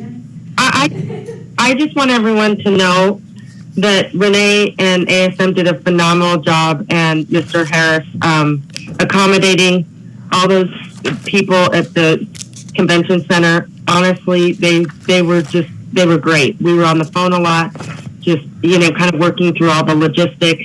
And, that's never easy because you're kind of doing it on the fly. So I want to just big shout out to Renee and the job that she did. She was just on it. She was phenomenal. So thank you. And also, I'm not sure, I would imagine this probably fell under Christina's purview. We, had some website information that we shared with people, and that was really helpful. It was just really nice to see how much information, and I think, Charles, you were updating the rooms that were available and really getting, the community in a place where, we needed you sort of just to step up, and you guys did a great job. So I just want to say thank you. Thank you, Mayor Shivi. I do appreciate that. And, and it has been, we've had some very ups and downs, and thank God for the rain a few weeks ago that helped damper both the Dixie and Caldor fires, and, for our Visit South Lake Tahoe members and all of our members of the lake. It was a challenging time, and it had a great impact on us. And I do want to thank Ms. McGinnis and all the staff at ASM for their quick response to work with Red Cross and execute those agreements and get those individuals safe and sound. And Mr. Harris and your team, I know you guys have diligently worked on that, so thank you for all that time. The other thing is I think this, one thing I did have I wanted to share with everybody is I had a conversation with our manager at the county who is relocated from San Diego only a year and a half ago. And he did make mention, and Mr. Brown has been very active in the community in trying to integrate himself. And he said the one thing that he makes that stood out for him more than anything else coming from San Diego is that San Diego just expects individuals and travelers to come and doesn't put forth a concerted effort to truly invite and accommodate travelers as they come to our community.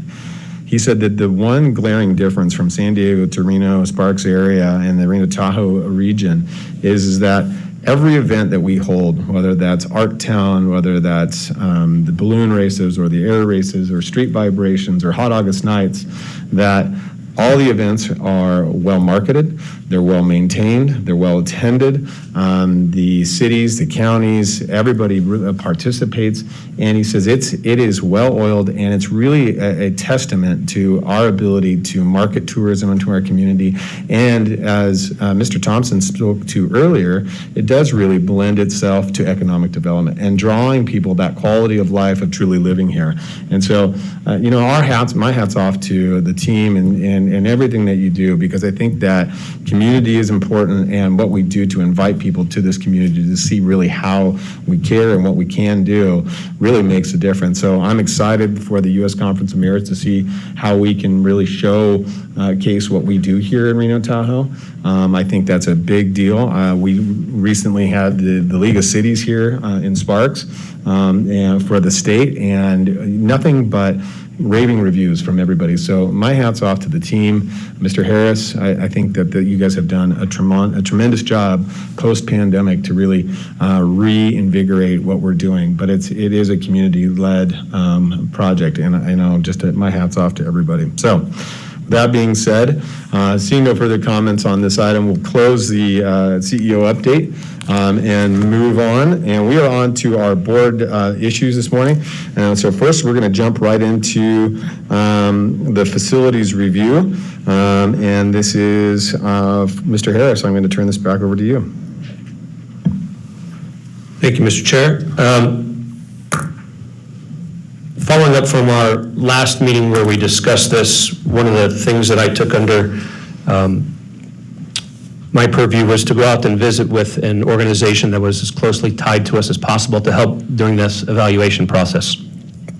This organization is based in Arkansas, and they are as closely aligned to the RSCVA as anybody in the country, and was to better understand what they do and how they do it. And what came out of the Little Rock CVB was an organization that runs their facilities in-house, and they're made up of 2 different buildings that they run. They run 3 parking lots, 2 surface lots, a food court, and an amphitheater. And that is done internally versus externally.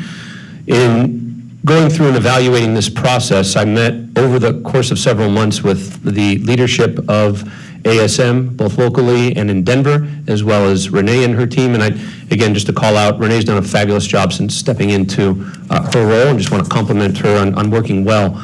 The goal, since I got here, was one, to evaluate what we were doing, as well as see how we can move the partnership with ASM forward. And that has been positive since we have, since I joined the team, and certainly from the finance side, Courtney's been set up to meet with their financial folks and move forward.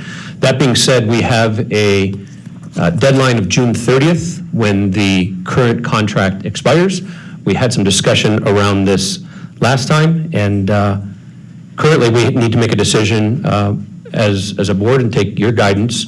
But in weighing in, we met as an internal team. The team actually put together some data on that, and the recommendation from the RSCVA moving forward, as long as we are operating the 4 facilities, and honestly, I think we should only be operating the convention center, but the fact is 4 facilities fall under our purview, and I would make a recommendation, Mr. Chair, to the board that we take that in-house.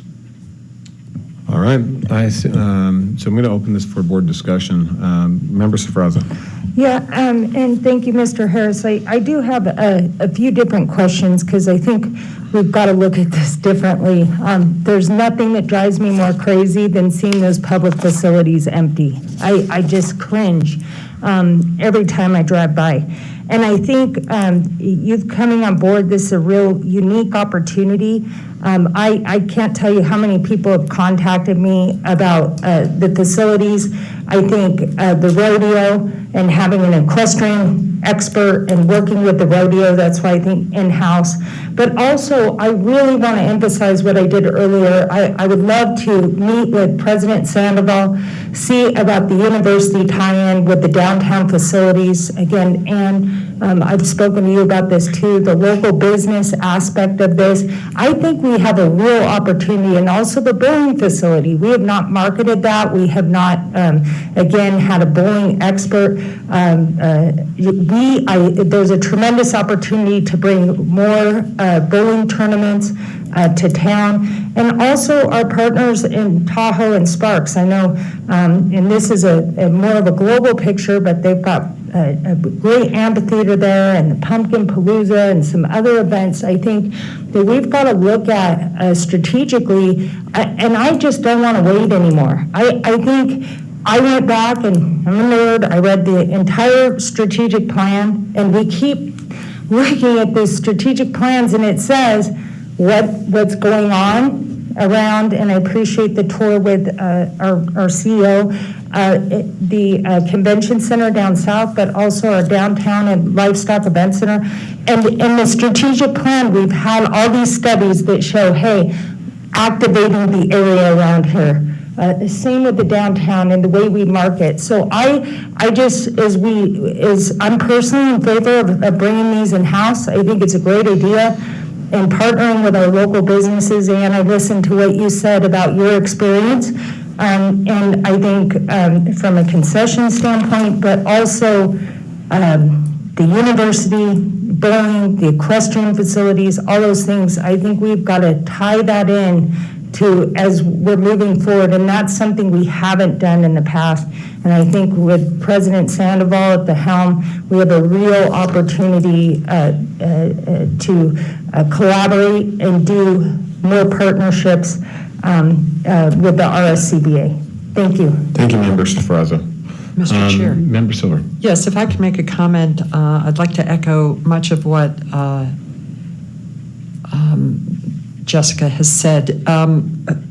With all due respect to the local residents who are working for SMG, and they do a terrific job, I think it's important and strategic that we bring this in-house so that Charles and his executive team can study what can be done with these facilities, whether it's to sell to sell some of the buildings, to refurbish them, to activate them, whether it's in concert with local businesses, the university, Sparks as well. I think we are at a point where we understand that we've visited with outside corporations, and now it's time to say, let's bring this in-house and do our job as board members and allow the RSCBA executive team to give us recommendations as to what they think about the different facilities that we own and that are empty virtually all of the time, and take a look at how we can better maximize their utilization. Thank you. Thank you, Member Silver. Mr. Mark, I'll go to you next. I want to make one quick comment. We have been working on this, and to Ms. Silver's point, we felt at a certain juncture years back that it would be beneficial to outsource this for cost savings and open new opportunities. And I agree with Ms. Silver that our local individuals here on the ground have tried diligently to continuously service, and I think they've done a good job. It's not always the frontline individuals, however. It is the leadership and it is the commitment from the dollars that come from the corporation. I felt that we were promised one thing, and through a number of transitions, those promises were forgotten.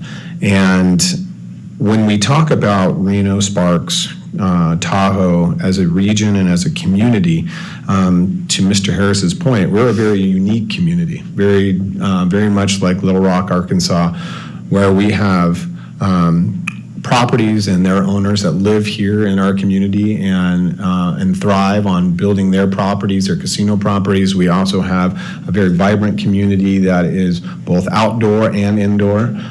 We have casino properties that have convention space that we work diligently with to place individuals in their space prior to maybe booking our convention center. So it's unique and dynamic. However, it takes that community input. It takes that community involvement, to Mr. Fraza's point, of bringing everyone together, those businesses together to help with a communal strategic plan that will ultimately change the outcome of these centers. And we've said it all along, and every report that we've seen over the last 5 years or 6 years has always pointed to we need to continue to bolster the businesses around all of our spaces. We need to continue, and when we talk about refurbishment of these centers or sales or for Mr. Larraguetta to go out and sell a facility, we're not getting money from ASM to refurbish those facilities in which he has to go sell. They're just managing those facilities. We're the ones responsible, whether that's the RSCVA, the state, the county, the cities, to go find that funding to do those types of refurbishment, to do that CIP. And I think that brings another level of management that we need to have that level of control, because when you disassociate that control, things get lost, things don't get taken care of, and sales get missed because of that lack of attention. And so I'm fully in support of bringing this in-house, maintaining that level of commitment and focus on it, and I want to see that move forward. Mr. Murdoch. Thank you, Mr. Chairman. I totally agree with everyone in the room. I think Charles and the team have an opportunity to get out of the box and to change the way we think of the box out here, the boxes downtown, the bowling stadium. We have never followed through with a special event person at the RCVA. We have an opportunity. We have money in the coffers. We've got funding. Courtney, I guess you got 2.8 million. What can we do to bring business into the facilities? Full-time bowling person that actually can bring tournaments to town. That's what Michael Garn does. There's models out there. Mike, you need more salespeople selling. We've got to get, and if you don't produce any room nights, you can't fund the CapEx on our facilities. So this, to me, is speaking volumes. That time to step out, look at it differently, and attack. We have such a unique opportunity with all this extra funding we've received and advertising. We should be doing that special event. Convention fund should be huge with, like, setting up with the Esports guys, giving them, here's a seed money, 100 grand, we want 10 of these tournaments a year. How do we do it? The timing is perfect. And I agree that we don't need a middleman, because we were promised a lot of things in the before even ASM, from SMG to ASM. The money we're losing, we could put into filling the facilities. Anyway, thank you. I think it's opportunity time. Mr. Harris. Thank you, Mr. Chair. And what I want to do is go back and echo what I said and just add on to it and to your point.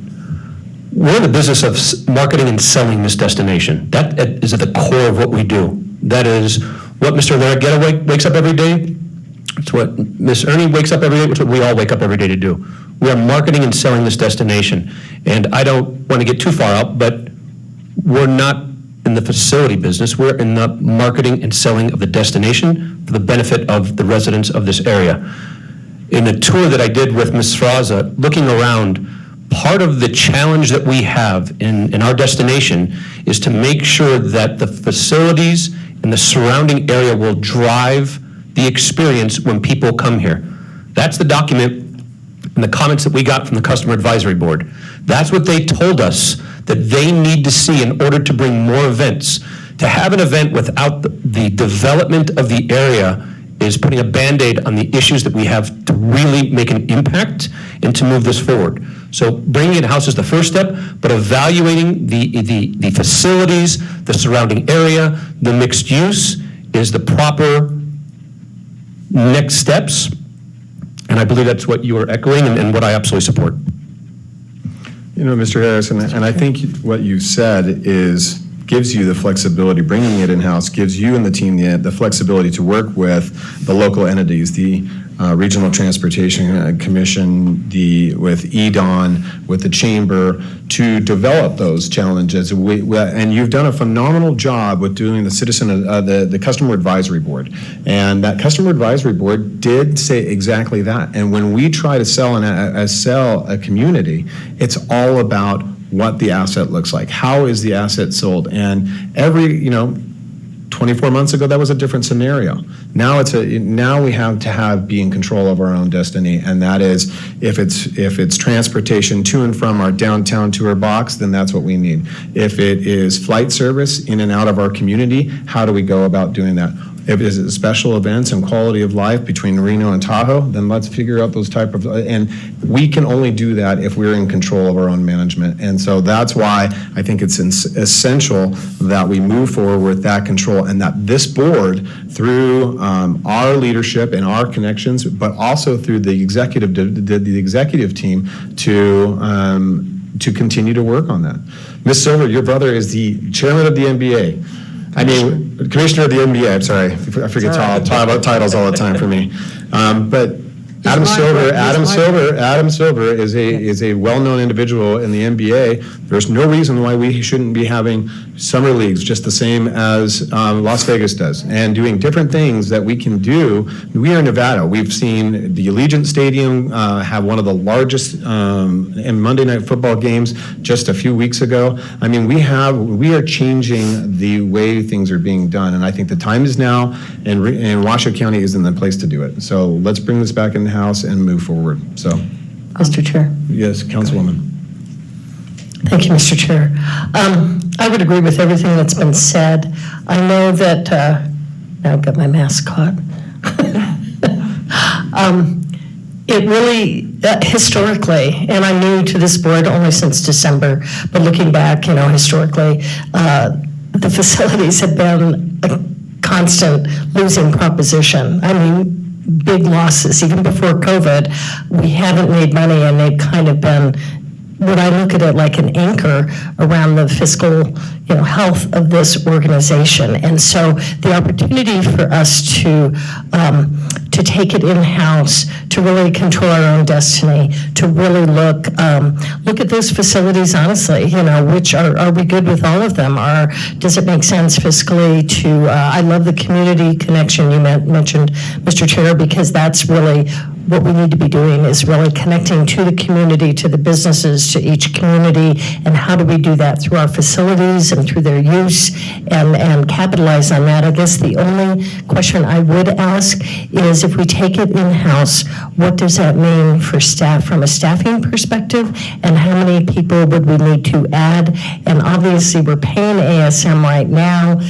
Kind of give me a little, I know that we don't have numbers today, but an idea of what kind of staffing we would need in order to do that. That's a great point. Thank you. For the record, Charles Harris, one of the things that our team had done is meet internally and go over some pros and cons. So from a staffing standpoint, first of all, we're gonna estimate in ballpark, we're gonna need about 81 staff. Again, that's preliminary. We've got a lot of work to do, and we have evaluated that internally. That goes with 38 RSCVA employees today, and potentially adding 81. Again, that's not a final number, but it's in the 80s. I do want to note that there are some pros and cons that we've evaluated in and around this as well. So let me just mention the pros real quick. By taking it in-house, we're going to be avoiding management fees, as Chairman Lucy absolutely said. It also provides us flexibility on staff. That will be an absolute positive. It also helps with work insurance, obviously, because we're below 50 people today. By having 130 plus, that will absolutely help us on the work insurance front.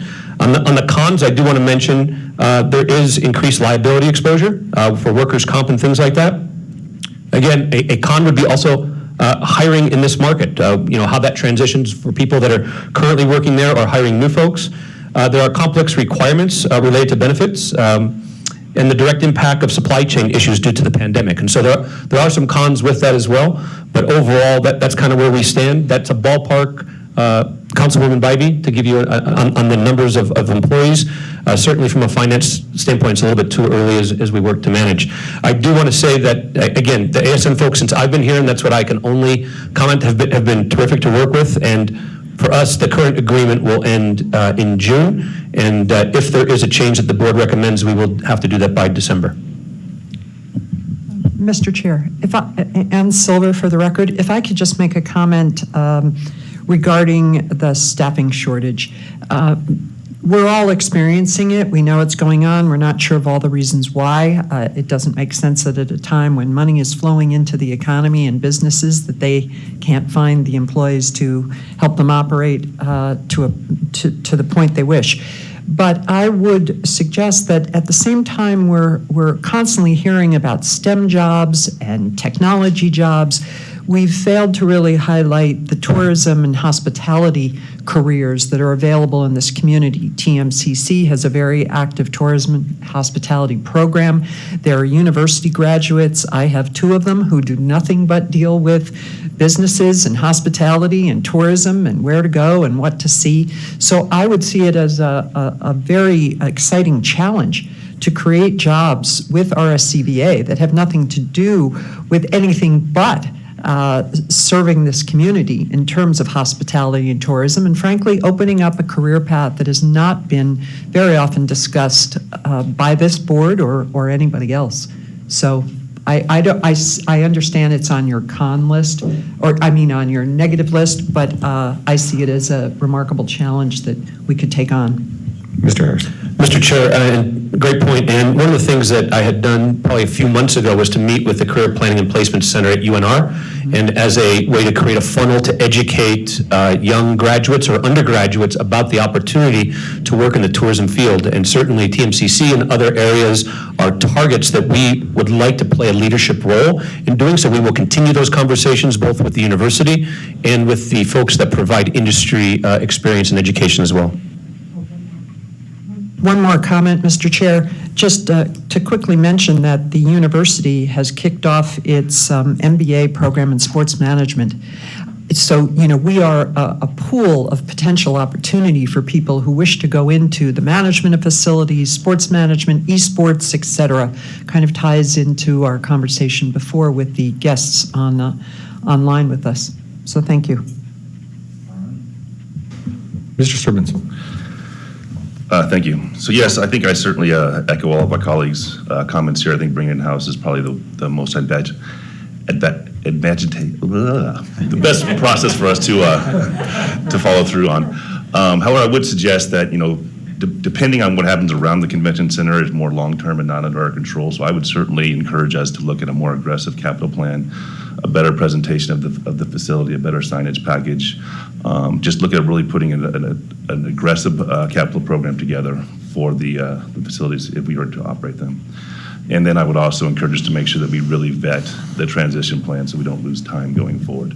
But I think it would be in the best interest of this organization to bring those facilities in-house. Thank you. All right. Mr. Chapman. Thank you. I agree with sentiment I'm hearing around the room on that. I would encourage us to take a close look at the facilities and determine which ones are appropriate for us to keep long-term. And Mr. Harris, you mentioned that as well, and which ones we should be looking to divest ourselves from. And I know looking back a couple of years, this organization did have control over additional properties that we no longer do. So I think that's a healthy exercise to go through. And I go back to the staff work and information that we heard from the finance team about the organization or the facility where it was prior when it was in-house and out-of-house. I think it makes all the sense in the world. So thank you. Thank you, Mr. Chapman. Mr. Fraser. And just again, I agree with Member Sturbin on the quick, and I think I did talk to you, Charles, too, I know before I got here, you guys did the refinance of the bonds. Is there bonding capacity to allow for some modernization or improvements to the facilities? I think we can't wait. And then the second thing is the coordination, again, with our local partners. And we drove up, Virginia Street is, I call it the artery of the city. And you have both the downtown facilities and the convention box down south. And I know the city has initiated their placemaking study. I think it goes back to what Chairman Lucy said, coordinating with RTC and those partners of what that infrastructure is like all the way through Virginia Street. Because you see it's kind of piecemealed, and I got to give credit to Sparks. Wow, what a great job with their downtown redevelopment and their urban core with the amphitheater and all the housing. Also, if you look at Midtown, that's how much infrastructure means to a community or up by the university. So I'm just saying in the future, I think RSCVA's got to have some input on that placemaking. It's key, but also maybe looking at extending something that we initiate here at this body I think it would be the piece from Plum Lane all the way to Kitski on the infrastructure. Personally, me as a board member, I wouldn't mind initiating that. I know we depend on the cities for a lot, but to initiate that at the RSCBA, because we got to get going. And I know the cities updated their master plan, but there may be some uses that aren't compatible with a tourism district. And I think that input, whether, I don't want to say what those are, but I think we all know what those are, whether check cash, if we want to really create a tourism around these facilities for people who want to come, I think we've got to look at that right away as well. Great. All right. Seeing no further comments from the board, Mayor Sheevy, do you have, Councilman Bybee? Yeah. Mayor Sheevy, do you have any? Oh, Charlene, it's okay. Go ahead. And I'll. No, I was ready to make a motion, so I will let you go ahead. Mayor Sheevy, go ahead. Oh, okay. So I agree with what the board has said. I just want to be clear. Bringing them in-house, that would make us a facilities sort of driven organization, correct? Because there were comments that we are just marketing the destination. So if we could provide clarity there. Mayor, this is Charles. Can you just reframe the question? Are you saying that identifying an internal person on the facility side, is that what you're asking? Well, I think you made the comment that our job is to market the destination. But if we bring it in-house, that means that we are managing facilities and what goes in there, correct? Mayor, absolutely correct. I think that part of that is the audit and the examination of the resources that we need to run that in-house, which would lead to a facilities lead internally to help head that up. And that's part of the process that the senior team has had in discussions, initial discussions, just not final discussions. Yeah. So I would just say, because I think someone mentioned it, but a very comprehensive plan. I think Chairwoman Speraza brought up some really good points when it comes to infrastructure, but also really taking a deep dive with all the partners, even from the bid, right? I think, we've talked about this for so long about what we're, doing in those facilities. So I think that we're going to have to drive events and really, I think, have a comprehensive plan, which I have not seen in a very long time. They've sort of been an afterthought. So I would agree with the board. I just want to make sure that we know what the role is, because taking them on, we need to be prepared and really have a dialed down plan of what that looks like. So thank you for clarifying that, Charles. I appreciate it.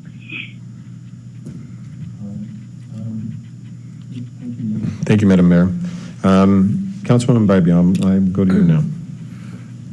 Thank you, Mr. Chair. I'm prepared to make a motion that the RSCBA assume management and operations of our facilities in-house, which would be effective when our ASM contract ends June 30th, 2022.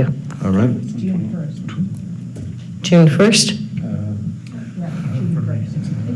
June 1st, 20, yeah. Okay, someone else threw out a June 30th. June 1st, 2022.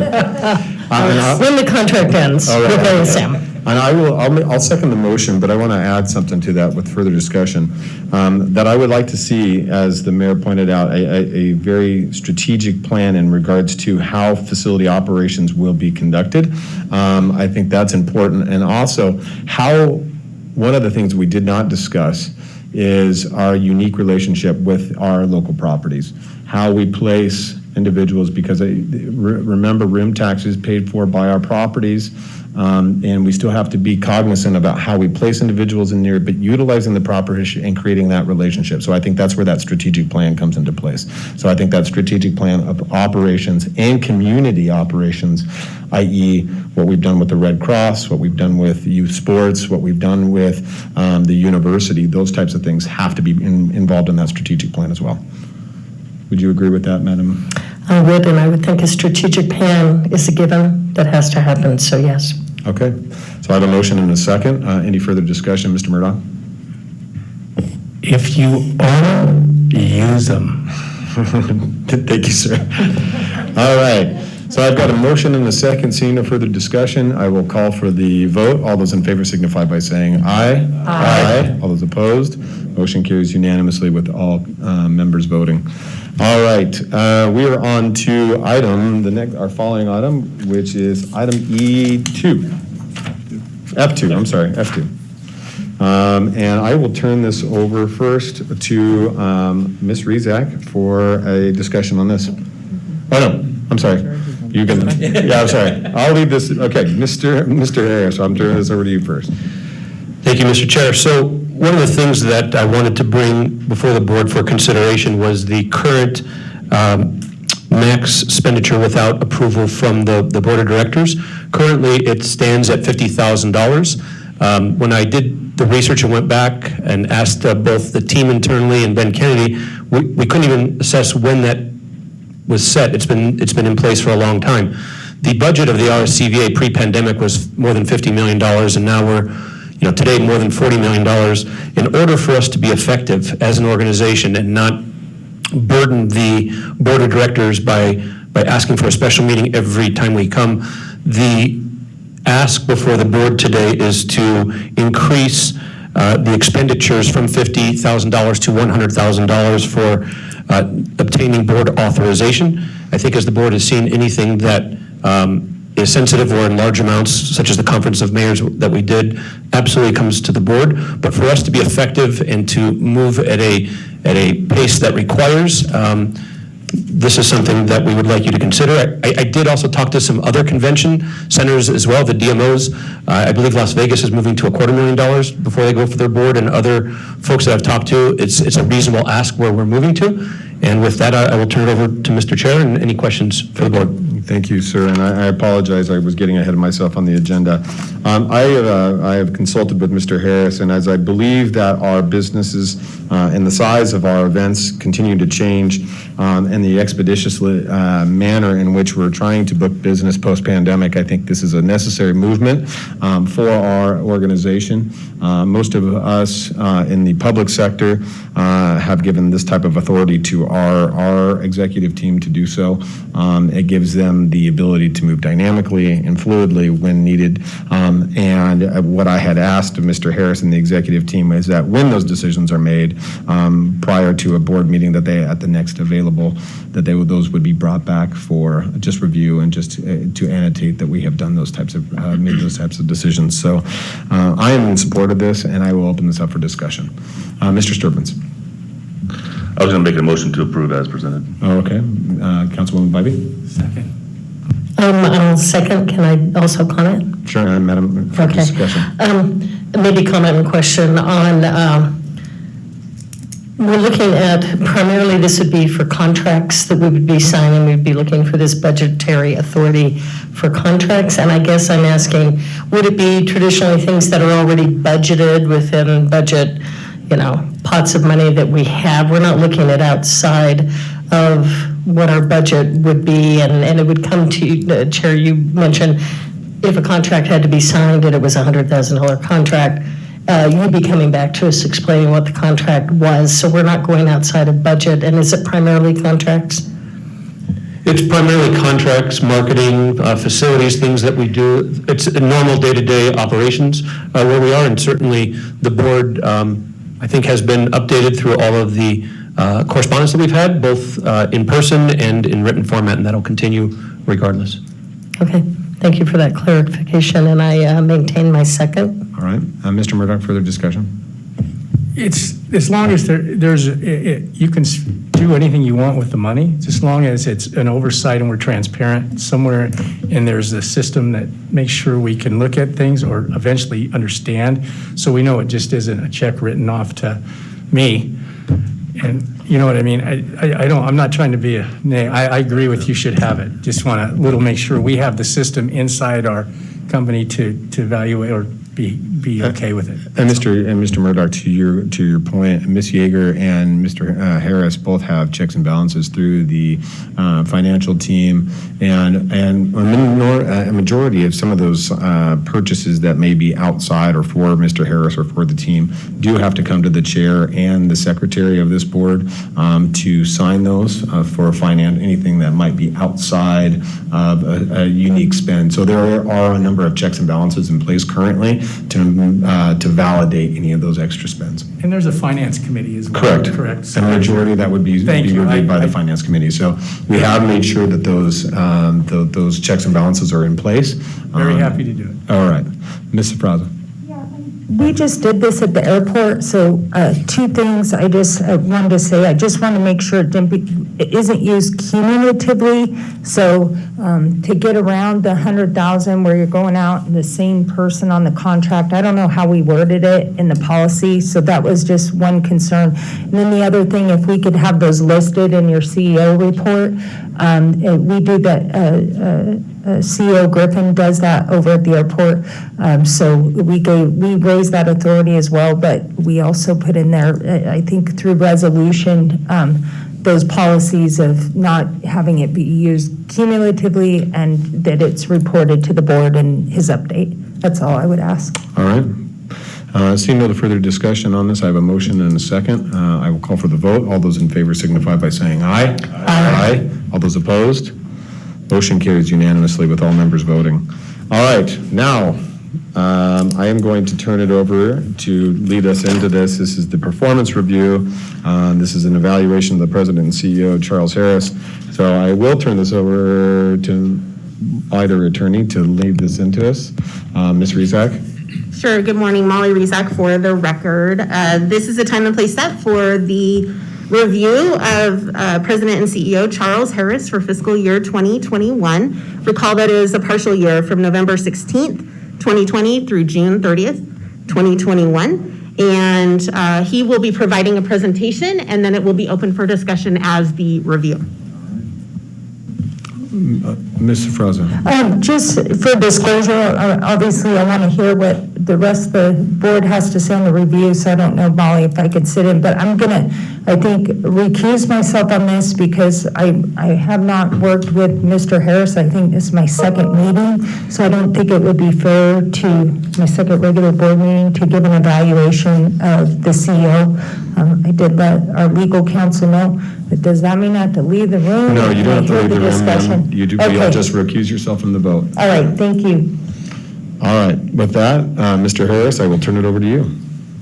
Thank you, Mr. Chair, and I will say that this is a rather unique opportunity to have this done publicly, which I've never had in my career, but happy to go through this. This is... Welcome to the state of Nevada, sir. Thank you. It's good to be here.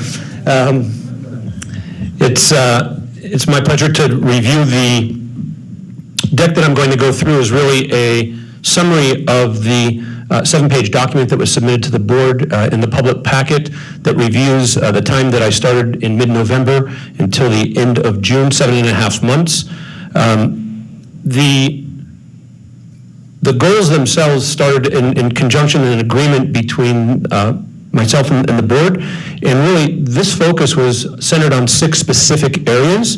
These 6 specific areas were a result of the company search-wide going through a board workshop and really identifying what the needs were and walking into a new community, a new job during COVID with mid-year presented certainly some challenges to do that.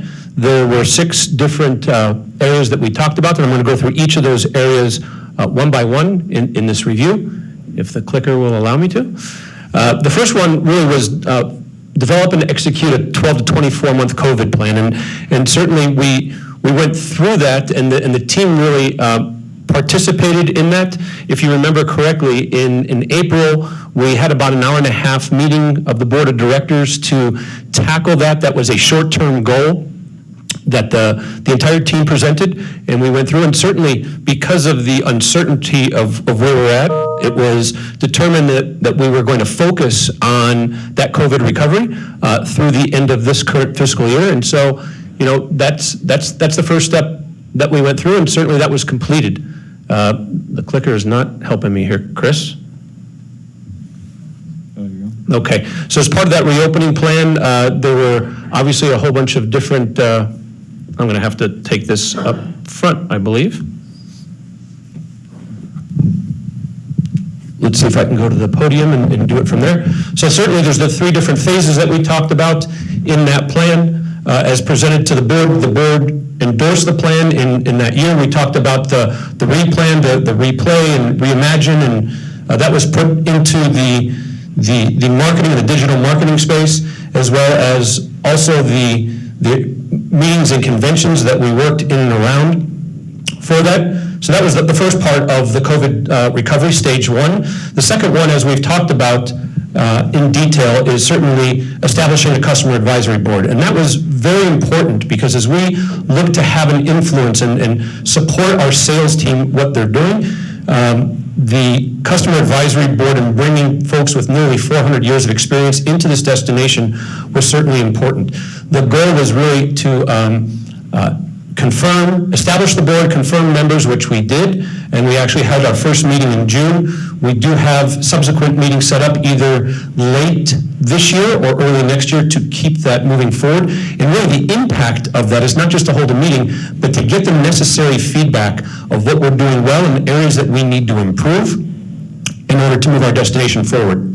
The third part of that was really begin developing a strategic plan, and that started in March with identifying what is the short-term and the long-term plan. Certainly, the one-year recovery plan was part of that. What you see before you is stuff that you've seen in the CEO reports all along, and that is really the second half of that. So we determined an outside provider to help us move that plan forward with a new 3-year strategic plan. That was enacted during the summer. So we've begun that process back in March. We are now in the middle of that process as the survey closed and we move forward. That will lead into what was mentioned earlier, the December meetings, the results of the survey, and obviously a new 3-year plan, which we will roll out next year.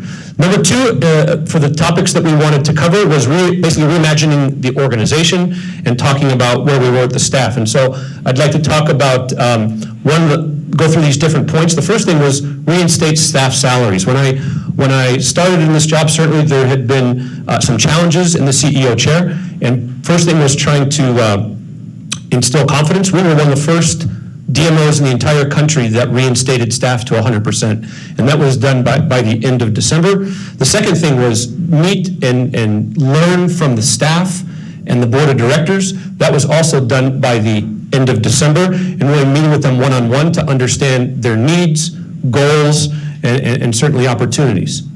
The third point to all of that was to get in market and evaluate and meet with the teams.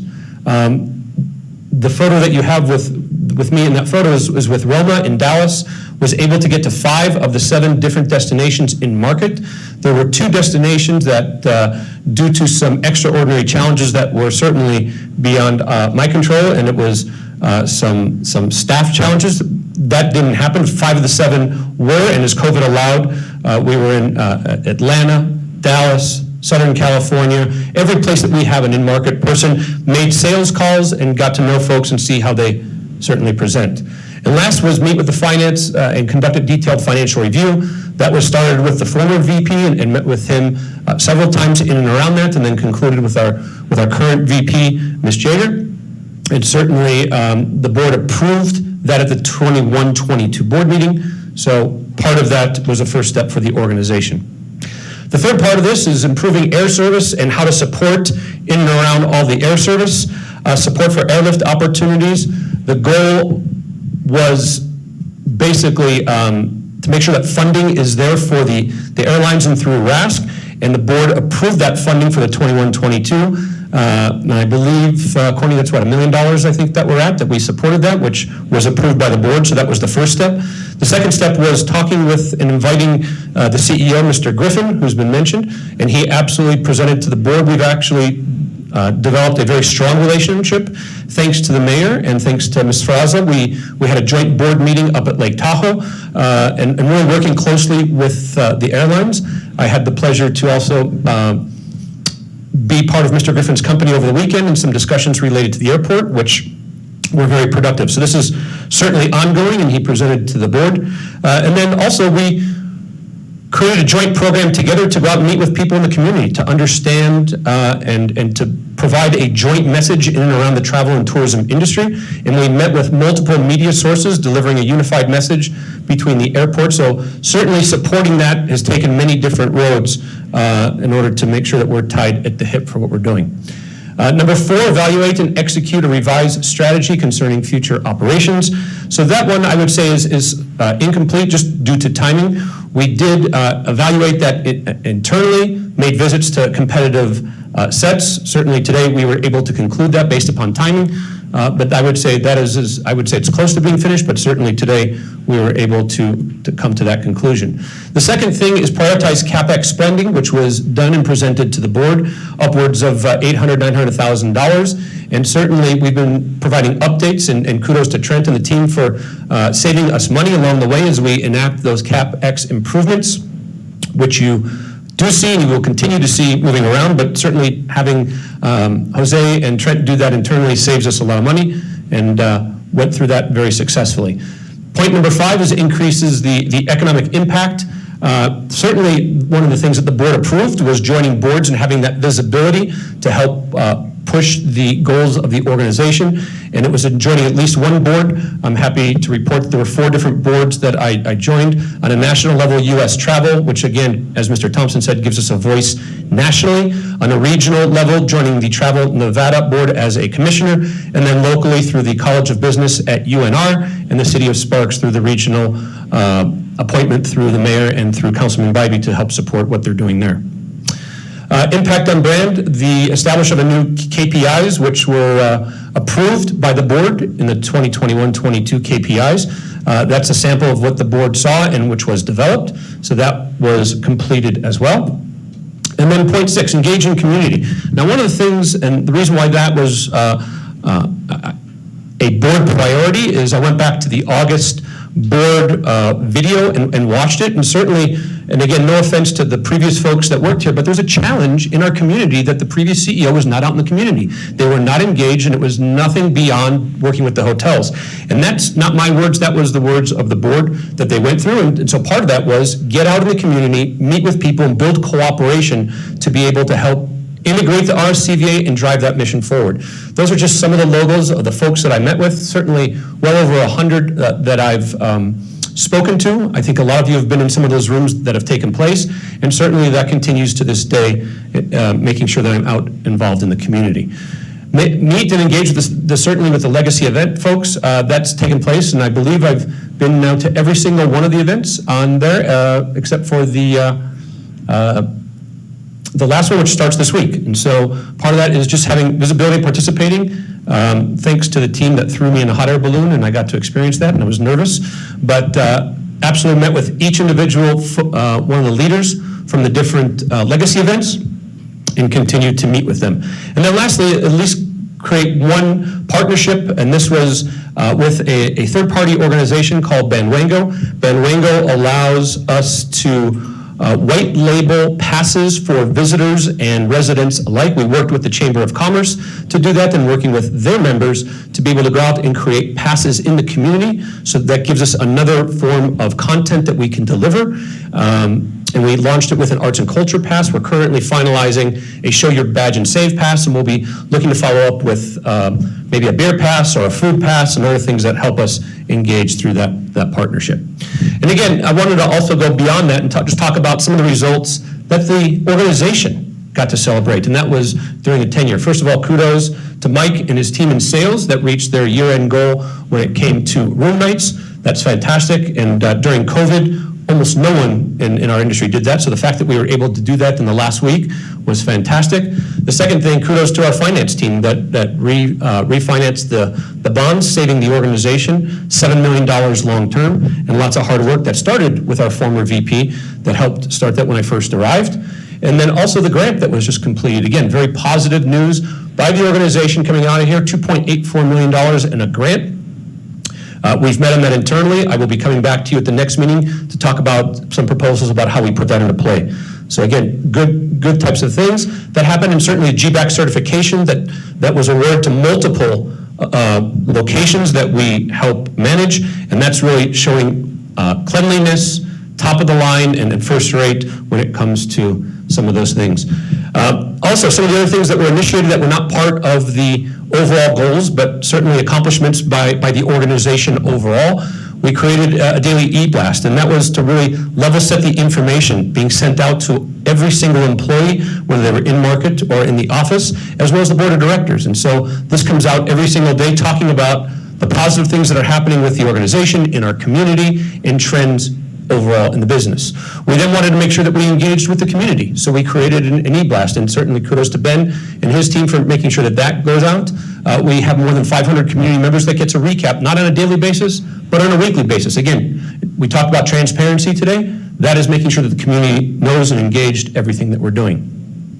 Detailed monthly CEO reports. Obviously, you all get those that are created. I know they're not short to read, but the team has lots to talk about as we engage in this community, about 10 pages, and they were initially done weekly when I got here and then moved to monthly, and I'll try to keep those to 10 pages or less moving forward, but want to make sure that you folks are updated. We created a year-end highlight reel, and certainly Christina and team put that together, which was fantastic. That was really highlighting what this organization has done during a very difficult time of COVID. That reel now gets used whenever we present and we talk in the community, and I've actually used that several times. We put that up for people to digest in YouTube. It is absolutely at the core, as Rick likes to say, all about heads and beds, but it's also about what that overall experience and how we have an impact in the community.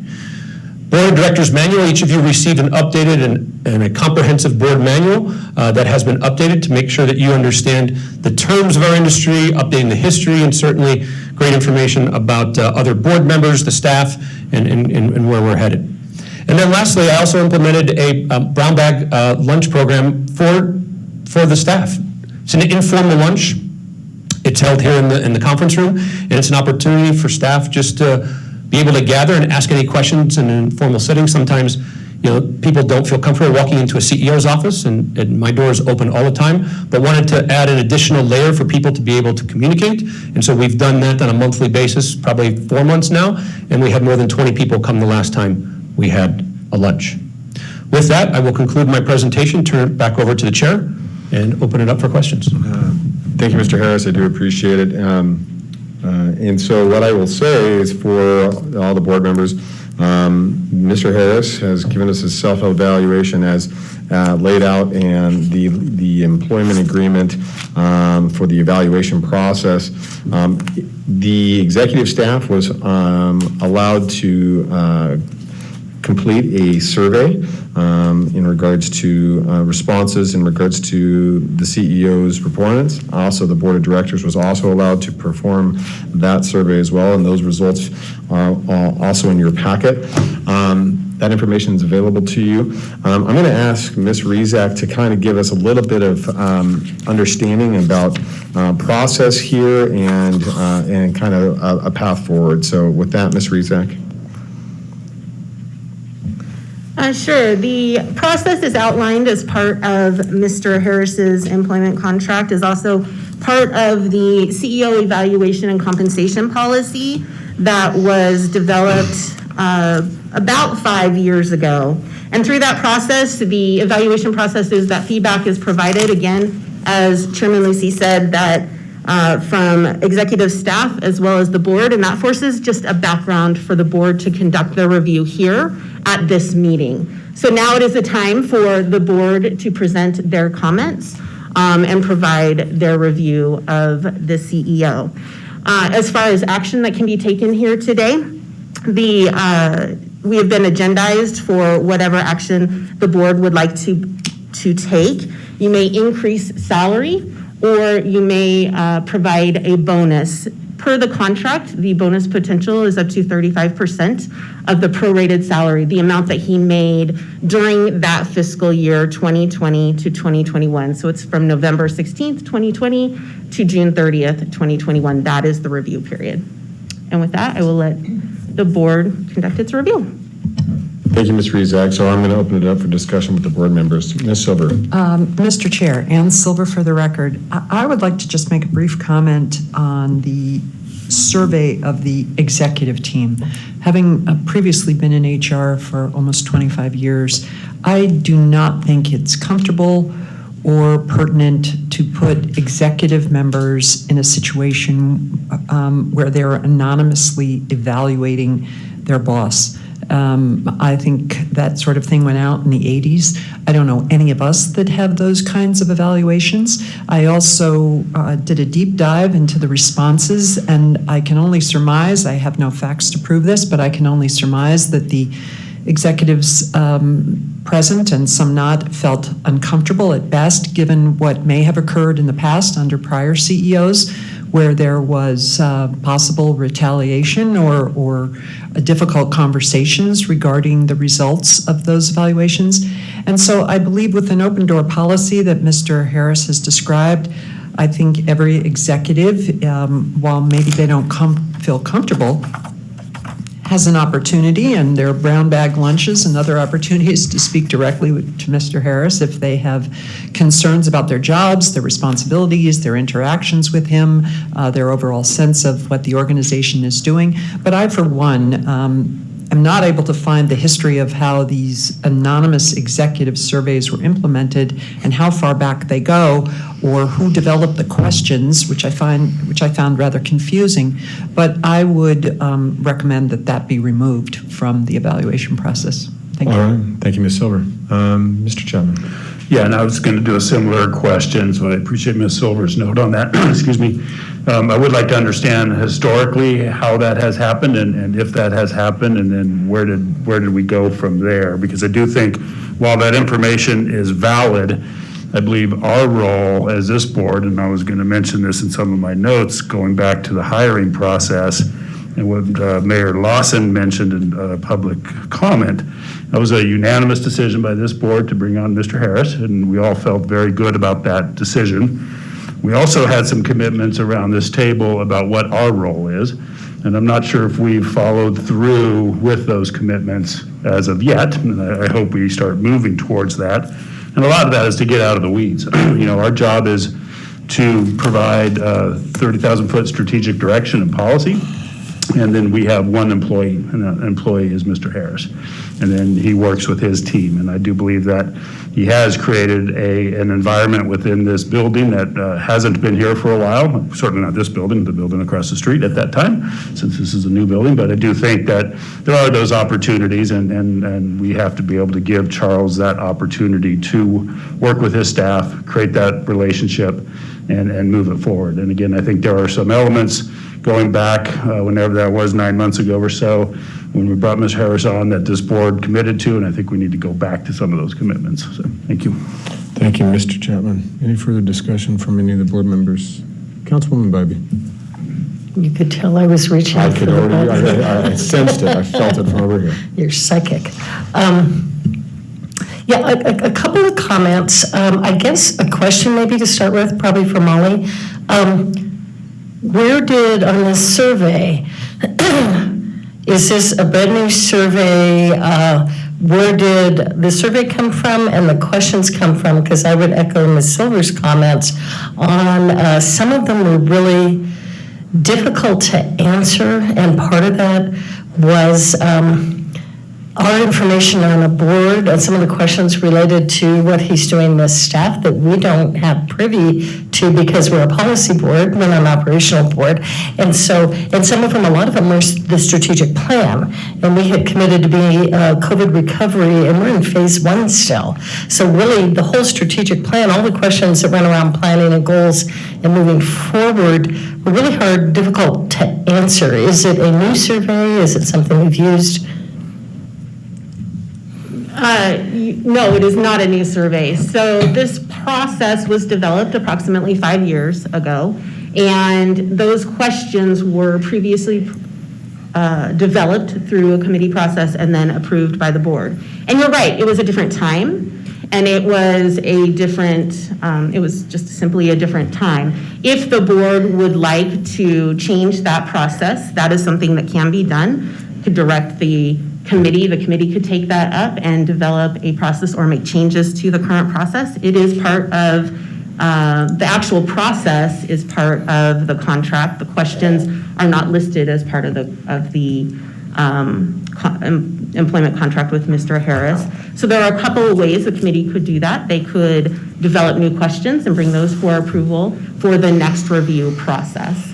But you're correct, they are not designated for a pandemic timeframe. The surveys are really just for background in the packet for the board to conduct the review here. Okay. I appreciate that clarification, and I guess in moving forward, I think reviewing what those questions are they relevant today? Are they questions that the board can answer? I would agree. I don't know that the executive survey is necessarily relevant. That's for Mr. Harris and his staff to obviously need to have a good working relationship, which is important to me as a board member, but it's not what I do. I help set policy and budget, so I'm kind of separate from that. And obviously we need to look at maybe contingency when we have any CEO come in mid-year, because if we had a full 12 months, it would probably be easier to answer a lot of these questions than 7 months or previous, someone comes in 3 months or 4 months into it, kind of relevant to how long someone's been here, the opportunity to really meet all of the criteria. And at Mr. Harris in his presentation, it shows that all those 6 things that we asked him to do, he not only did, but excelled, and overachieved in a 7-month time frame, which I think is really important. And I guess going back to the surveys, when I looked at some of the, the bars of agree, disagree, and comments, you realize that only 7 people are responding in both of those. And I'm like, wow, that looks like a lot of disagreement, and it's 1 out of 7. And I know that's a that's a mathematical calculation, but the smaller number of respondents, each individual respondent carries a heavier weight and might not be a true reflection compared to looking at the overall optics of what those surveys were. But I would say, as far as all the goals that were set, Mr. Harris has exceeded those. And I think we're moving in a really good direction. So that's all my input. I'm a little frustrated with the survey and the results, but with Mr. Harris's performance and with his reports and communication to the board, I'm more than supportive of what he's done and how we move forward with his leadership. Thank you. Thank you, Councilwoman Vibe. Mr. Chair, I'm not sure if this is necessary, but I think we would have to ask Mr. Harris if he's comfortable removing from his employment contract an employee survey of this nature. I could be incorrect. I'm gonna pull this over really quick because that we're not agendized for that today, and I will bring that back and we can have that discussion. And I think it is something we can prudently discuss at a later time and date. But as as this board has outlined and in the contract that was executed in September by Mr. Harris and ourselves, these standards were the ones that he agreed to at that time. And were agreed to in his exhibit. So we are following the levels of the contract, and that's why we're here today. Now, we can bring an agenda item back to discuss about further, and I don't disagree with the comments that are made, but that's for another item. So I'm going to stop that conversation right now, unfortunately, and move forward. So really what I want to get back to is the evaluation that was provided to everybody. And as Ms. Rizek has outlined within the agenda, we are available to do, we have the ability to take action on 2 items. Based upon the information provided in your packets, we could increase Mr. Harris's salary and give him a raise based upon his performance. We can also another issue is a merit increase or a bonus, I should say, not to exceed $35,000, and that was the 35% of his salary, which would be a number of up to $57,776. So those are the discussions that this board needs to take into consideration today. And so I'm going to try to keep us on track with that. Based upon the performance, and I think Councilwoman Bybee points out a really good point, is that Mr. Harris came to us. The contract was executed in September, however, did not start until November 16th, as outlined in his assessment. I think that He came on board in a very challenging time of this RSCVA with some changes in staffing, COVID not being one of the most challenging times of closures and trying to accommodate reinstillment. I think that he has hit a number of the goals set forth that were outlined in his agreement for the position description. And I feel confident that he's moving forward in the right direction. I think that it's been challenging, and I think he's done a number of things to really kind of reinvigorate. Now, I would agree with Ms. Silver that sometimes staff, it takes time for staff to develop relationships and trust for new leadership. Change is difficult for many people, as we've seen through the pandemic and the general process. It is not always easy for individuals to anticipate what change is going to be like. But through that, I think Mr. Harris has done a fairly decent job working with staff and establishing new processes, new organizational roles, and feels confident with his team. And I think that's what our job to do as a board is evaluate him as a process of what he has done. Now, if there are questions about his performance, we should address those. The one thing that I would say is that Mr. Harris has a phenomenal business acumen as it pertains to CVB business, and has a deep book of individuals in which he can reach out to on a national level, and really has that kind of acumen across the industry. And that's present. I mean, that's apparent in what he can do. However, I've said this before, Reno Tahoe is a unique spot, and it takes an individual to really involve themselves. Now, can that happen in a short period of time of 10 months? It's very difficult to do so. I think this board should allow him the flexibility to continue to evolve into that position in this role, and make sure that he can address those issues within this community. And I think he's done a phenomenal job trying to do that. But I would like to see more of Mr. Harris in regards to his activity within the community. I would like to continue to nurture and develop those relationships. I think those are necessary moving forward, from the business community to the public sector, and just overall involvement. And then, I think relationships. One of the things that Mayor Sheevy has talked about is morale and whatnot within our organization. I think the morale has improved, but that's always something through attrition, that where you lose individuals and develop new ones, that we continue to build morale, and that always starts at the top. I think an effective leader is the one who sets the pace and the tone of an organization. And so that, for me, is really something that I see in you, and have the firm belief that you have that ability to do so. I want to continue to see you nurture that leadership and really truly set that tone within this organization. Be that divisive leader that makes those decisions and drives us into those innovative spaces. And so that would be my comments based upon Mr. Harris is just the short, like I said, 10 months that you've been with the organization. I think that we have a lot of growing to do and a lot of recovery to do, but I think you're well on your way. But it's difficult to evaluate you based upon just 10 months of the tremendous stress and challenges that the industry has been under. So those are my comments for you, Mr. Harris. Mr. Murdoch. Thank you, Mr. Chairman. Again, I look at Charles, we're here 7 months, 8 months right now. I think you've done a great job coming into a COVID environment. I still think we're in a COVID environment and we're not getting out of it. And pertaining to, you've got two things on the table, as you said, you've got a merit and a bonus. It's tough to look at the times we're in to look at what you've done. Like I say, a wonderful job. We're going in the right direction. This is fresh air for Reno Tahoe, the region.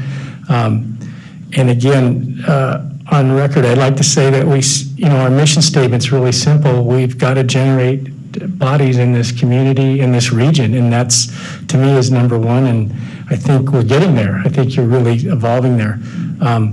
On the other side of it, again, I'm going to speak specifically to the two items.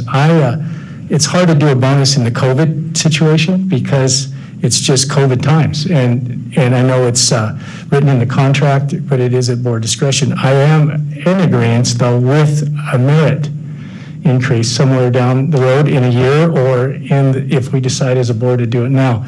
Again, the bonus thing doesn't sit well with me in the community just because of what people have gone through in the COVID. I go, some of the things that Charles has done are normally what you would do as a CEO. I mean, he's done a wonderful job at taking this with the bootstraps and pulling us up as an organization, but I think that's part of a CEO's job anyway.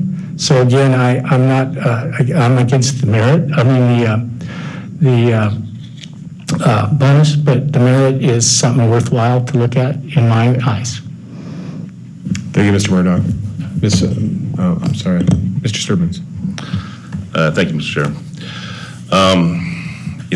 I feel really good about where this organization is right now. I think Charles came in through some very difficult times, not just with COVID, but just with the disarray of the board, the organization at the time. And I think you've seen a lot of changes and a lot of good things take place. If you go back and look at May of 20, we thought this organization was going to run out of money. We thought we were in a really, really dire situation.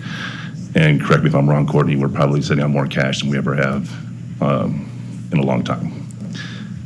So I think some of that was some benefits that were outside of Charles's purview, but I think a lot of that was done with leadership and with the changes that have been made. It was very evident by his presentation today how thorough and the attention to detail that was there, and how he's holding the team accountable. So with that in mind, I'm a little bit on a different fence than the Rick is. I think it's a little early for a merit increase, but I would support a bonus, and I would support a bonus for the team that has supported Charles to get the organization where we're at. And I think the organization financially is in a place to take care of the people that did have to sacrifice during COVID, as well as the CEO. And that's my position. And I understand it's not my role, but I mean, that would be my suggestion.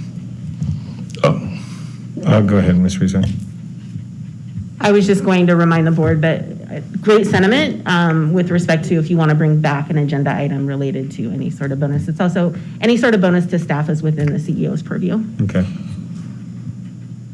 Mr. Murdoch. If I could ask Ms. Rizak, is there anything in regards to what the history of, did we not do any COLO bonuses or COLO increases out here? Can we speak to that? And is that appropriate in this meeting or not? That's what I would ask. And It's information you certainly can ask, and Mr. Harris can. And again, I did note on here that he did put the staff's salaries back. But again, and there was somewhat of I just kind of, can we get that clarity on that? And is there a COLA? Did he receive it? Did the staff receive it? I'm just like to know as a board member.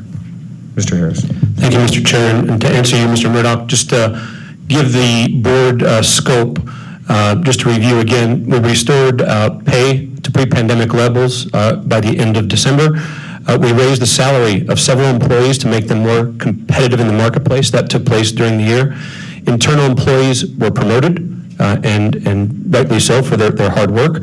We recognized employees' contributions during the most difficult year by rewarding a bonus to every single employee by the end of the fiscal year 2021. Each employee received a COLA increase as well. And from a financial standpoint, that's what's been done for every single employee. So they've all been rewarded, and certainly one of the things that I had discussions with our finance department is moving forward, we're going to look at merit increases which have not taken place, which we will examine after the first of the year. So we're working on that as well. One more question. Did you receive a COLA increase? I was part of that COLA, but I did not have a bonus, obviously, to myself at the end of the No, I got that. Correct. Part. Yeah, thank you. Okay. And I'll just point out from the a contractual perspective, under his contract for salary, if employees received a COLA benefit or increase, he does as well. What was it? Could you tell me what the number I believe is? It was 3%. 3%, yeah. I'm going to turn this to Mayor Sheeby. Do you have any questions? Comments? Yeah, thank you. I appreciate it. a couple of things since you were talking about some of these employees. Were they completely restored to whole? Mayor, yes, they were reinstated to their 100% salaries by the end of December.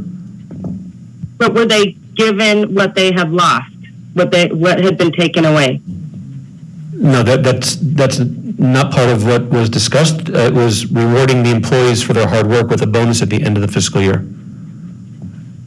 So, but they weren't given back the money that they took in a pay cut? That's correct. They were just given a COLA?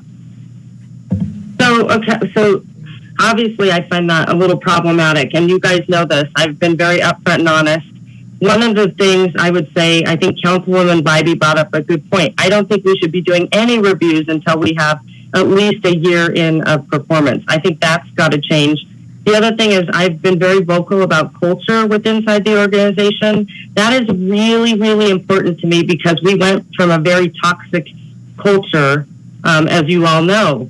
And so how do we possibly check the temperature of a culture if we don't have the feedback from the employees? And I got to say, here we are again, and I'm a little disappointed, Ms. Rizak, in the fact that we just did executive staff. I would like to see, how do we know what's happening inside the organization? And I would say the fact that we're, someone made the comment that we're a policy board. I think we have a bigger responsibility than just being policy. I want to know inside the organization how everyone gets along with their colleagues, what the culture looks like. That is the health of an entire organization. If you do not have that, you can kiss it goodbye, because it's got to be everyone rowing together, supporting each other, and being on the same page with each other. And quite honestly, that's what I'd like to know. How would we possibly check the temperature of the culture? But also, I would even think in some capacity, how has it been for ASM to work with Mr. Harris? And how did we decide that we were just doing 7? We did that under the last CEO, and I said it was incredibly flawed. So I guess I'm a little frustrated on sort of, kind of how we did this process. I do think, those are the things that we should bring back, because I feel like the board, well, I shouldn't say this, but I feel like, we're sort of, saying, hey, that's up to Charles. But I think as board members, we need to take some responsibility in checking how our entire organization is. Yep. Ms. Rizak, do you have any thoughts or suggestions? So Mayor Sheeby, this is Bob Lucy for the record. I want to share with you that I would take responsibility for that. This was as you pointed out, this was as Ms. Rizak has led through, this is something that we have followed for 5 years at the organization without making that adjustment prior to executing the agreement with Mr. Harris. And it would take board action of our policies to adjust that and then amend the agreement with Mr. Harris to move forward with a different type of process in which we evaluate the CEO. That would be something that we should have done this summer over the period of time. However, due to constraints of timing and whatnot, we did not get that completed. Mr. Murdoch and myself, as the head of the executive committee, and we're focused more on the priorities of the organization versus the review process. So I will wholly accept that responsibility and make sure that we move forward with making those adjustments for coming years. However, as I stated before, we can't, it's not agendized to discuss that type of process here, and I promise that at a future meeting we will bring that back for a board policy change and to work on an amendment with Mr. Harris on his contract. However, we are kind of at this point tasked with addressing the data we were provided, which was the 7 executive summaries and surveys, and also the summaries from the board of directors, based upon, and Mr. Harris's CEO self-evaluation. Those are the only values that we have today to evaluate him on based upon this time period. We, at the discretion, do not have to do anything today as well. And I want to make sure that that's very clear. We could accept the evaluation that was presented based upon that, not move forward with a merit bonus, not move forward with a pay increase. We could calendar this for November or in December after Mr. Harris has been here for a full year, if this board sees fit. So those are the options presented to you today for this board to take action on from a policy standpoint. However, we cannot move anywhere further on anything else. So I apologize, Madam Mayor. Hopefully that answers your question. All right, and I appreciate that. No, just to give me some context, I just think we can bring back a better process, and I would like to see, something a little different. Like I said, where we're sort of engaging the entire organization, because I think that's important. The other thing is, and you guys know this, in the past, I've been very, very critical. I was of this bonus structure and what it looks like. I have never supported this type of structure. I think it's very, very inflated. And so, and again, I also think, typically what we've done is we've lifted up one person in this organization, and I'm not directly saying this about, this is not personal at all, but typically we've lifted up, the CEO, and I think we have to continue to lift up the entire organization and everyone that's, doing the hard work. And that's where I would like to see the process change a little bit in how we, sort of structure these. But like I said, in the past, I've been very vocal about these bonuses, and I think they're incredibly inflated. That's not Mr. Harris's fault. I think it's the structure in which we've sort of outlined. And, quite honestly, I wish I was able to vote on the contract whenever we did it. I'd made, numerous comments to Mr. Ben Kennedy about the contracts, even our previous CEO's contracts, and what those look like. And I think, I just think they're incredibly hefty, and I really believe they have to be restructured. And I think, we've asked these employees to also take cuts, and then here we are, not even a year into this, and we're giving bonuses. It's very, it's very hard to sort of stomach. So that's where I'm at, and you guys know that I've always felt this way. I've been pretty vocal about it, but it's not personal at all in any way. I like Mr. Harris. I think, he's doing a good job. He hasn't been here that long, and so, it's tough navigation during COVID, for sure. Can't deny that. And I love that he's out there in the community getting to know everyone. I think that that's been really beneficial. There are a few things I'd like to know, what we're doing moving forward, like where are we at with the bowling contract, what's going on with hockey, what staff do we want to bring back? Because I haven't seen, staff coming back. I know we promoted some people, but I'd like to see a little bit more clarity. Also, what events are we going to, are there new events on the horizon that we're coming up with? And so, I'd like to see a little bit more clarity in what the future is looking like. Thank you, Mr. Chair. Appreciate it. Thank you, Madam Mayor. Mr. Chapman. Thank you. So just a point, Chair Lucy, on your kind of 7 months aligning with the fiscal year versus aligning with the 12-month tenure. I think that's hard to do because we're always going to be off fiscal year. So I would suggest that we continue to look at the fiscal year. These reviews, mid-year or partial year reviews are not uncommon in this industry at all. So I think that I would suggest we continue with that. I did have one clarifying question I wanted to ask. Within the contract, it does talk about 35% bonus opportunity, and then there's a dollar amount that's associated in there. I am assuming that's a prorated dollar amount.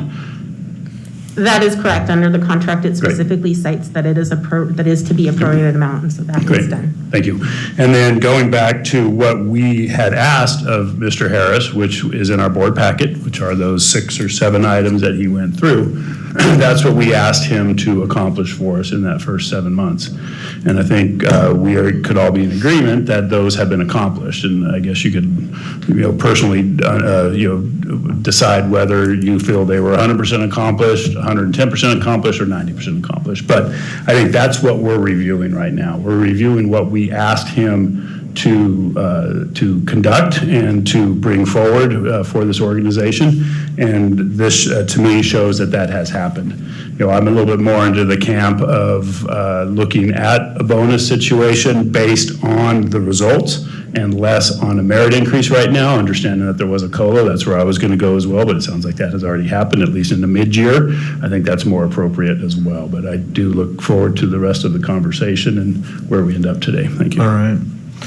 Thank you, Mr. Chapman. So what I'm going to do is I'm going to help give us a little guidance here. Based upon the discussion today, I'm going to start with the increase, the merit increase.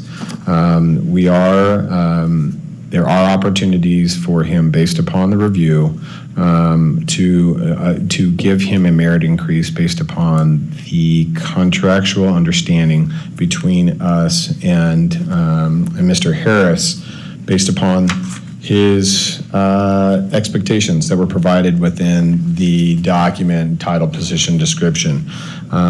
So those were those top priorities, which he has laid out in his evaluation. So with that, is there any appetite at this time? Would anybody like to come forward and discuss a merit increase to his base salary at this time for Mr. Harris? Mr. Chair, can I get a clarification from our attorney on, I want to be clear, the merit increase is over the year and over salary, and that the bonus is based on the criteria that we asked him to meet that he met? Is that, I know they're not mutually exclusive, but the bonus, which one of them or both of them tied to the task we asked him to accomplish, in which he did a presentation and showed us they've been accomplished? Is that for both merit and bonus? So per the contract and the policy itself, the salary increases are at the reasonable discretion, so that is based upon any determination reasonably within the board's discretion. With respect to the bonus, it is specific. You gave him specific goals, and those incentive goals are what you rate whether or not a bonus would be given in the reasonable discretion of the board. Okay, I appreciate the clarification, and I agree that he has met those criteria. I think a merit at this point, because we're so early into, we're only 7 months and we're in the middle of COVID, and I think that's a hard decision for me to make at this time, but the bonus is not hard at all because he's met the criteria that we gave him. So I support the motion of the bonus that's presented here, and I won't make a motion yet. I know you have other comments, but that's where I'm supporting. Thank you, Ms. Bybee. Mr. Murdoch. Is there, if I had, Ms. Rizek, is there any guidance on, if you take it to 3% COLA, what is the standard for us as a board to look at for a merit? I mean, is there guidelines for this type of job, or are we just at the discretion of the board? It is at the reasonable discretion of the board. Historically, at the 6-month mark with our previous CEO, no merit increase or bonus was given at that 6-month mark. At the 18-month mark, the board provided a 10% salary increase, and he had achieved 100% of the goals set forth, so he received 100% of the bonus as well. So that's historically what has happened, but it is just within the reasonable discretion of the board. So for clarification for the entire board, with Mr. Harris, the executed contract was $290,000 for base salary, annual base salary for Mr. Harris, and so it would be any percentage or a monetary value specifically set by this board if a merit increase was to be awarded. So that is a decision. So at this time, if we have a motion for a merit increase, I'll accept one. If not, we can move on and discuss the bonus amount, which would be the second part. So I'm. Mr. Chair, just yes, Madam. How much was the COLA? The COLA was 3%, was issued to all employees. Mr. Harrison. So how much okay, so how much was that? 3% of 290,000. I don't have a calculator in front of me, but 45 grand. See, that was my. No, what is it? What is it? I don't know. I have to look at it. All right. I don't want to put something on the record that I don't know. Okay, thanks. Yeah, I'll do the quick math for you, Madam Chair. Jeez, sorry. No, it's fine. Thanks. $8,700. $8,700 over the course of the year. Don't go the Nugget. They're giving away money. Mr. Chair. Yes, Madam Silver. Ann Silver for the record. I first of all would like to commend Mayor Sheevy for her consistent, persistent concern about the morale and the compensation of the entire staff. But I'm in agreement with Mr. Sturbins that and with Councilman Bybee, that we're a policy-making board. We're not operational, nor should we be in the weeds. And it's also very uncomfortable in a public meeting to have a discussion about someone's compensation. There is nothing more uncomfortable. It's even uncomfortable when it's one-on-one and you're the person giving someone their increase. So I want to acknowledge that this is difficult for all of us, but it's certainly difficult for Mr. Harris. And it's also difficult in front of his staff. But with that in mind, we are contractually we're contractually obligated and agendized to take a look at a merit increase and a bonus. And based on the energy, the commitment, the dedication we've seen from Mr. Harris, I, for one, work with him every single day. I should mention he was just unanimously approved to join the chair of the board of the Reno Sparks Chamber of Commerce. I am all for providing a merit increase based on the fact that he has done what we asked and more. He's done it through a very, very difficult time, for this board to understand one another and work with one another. We've probably had more meetings in the last several months than we've had in several years. I do recommend that the executive committee take a look at this review process at a later date. I think that's something Mr. Murdoch might lead us through as we discuss what should be involved in someone's evaluation and how deep it goes into employee feedback. As I said before, I don't know many of us are given or are have to respond to anonymous comments made by people about our performance. We're here to review the performance of one person, not the employees. We're here to review the performance of Mr. Harris. And I think he's done an outstanding job. I think given the controversies that surrounded his entrance into Reno, the kind of letters we've read that I personally take great umbrage with, given the fact their emails are unrecognizable, their email addresses can be traced to places that are not even in Reno, and that he's been subjected to a certain amount of scrutiny that I think is unbecoming of this community to someone who's entered this community. Mr. Griffin, who joined the airport, came from another location, so we have two gentlemen new to the community almost virtually the same time. We treated them very differently.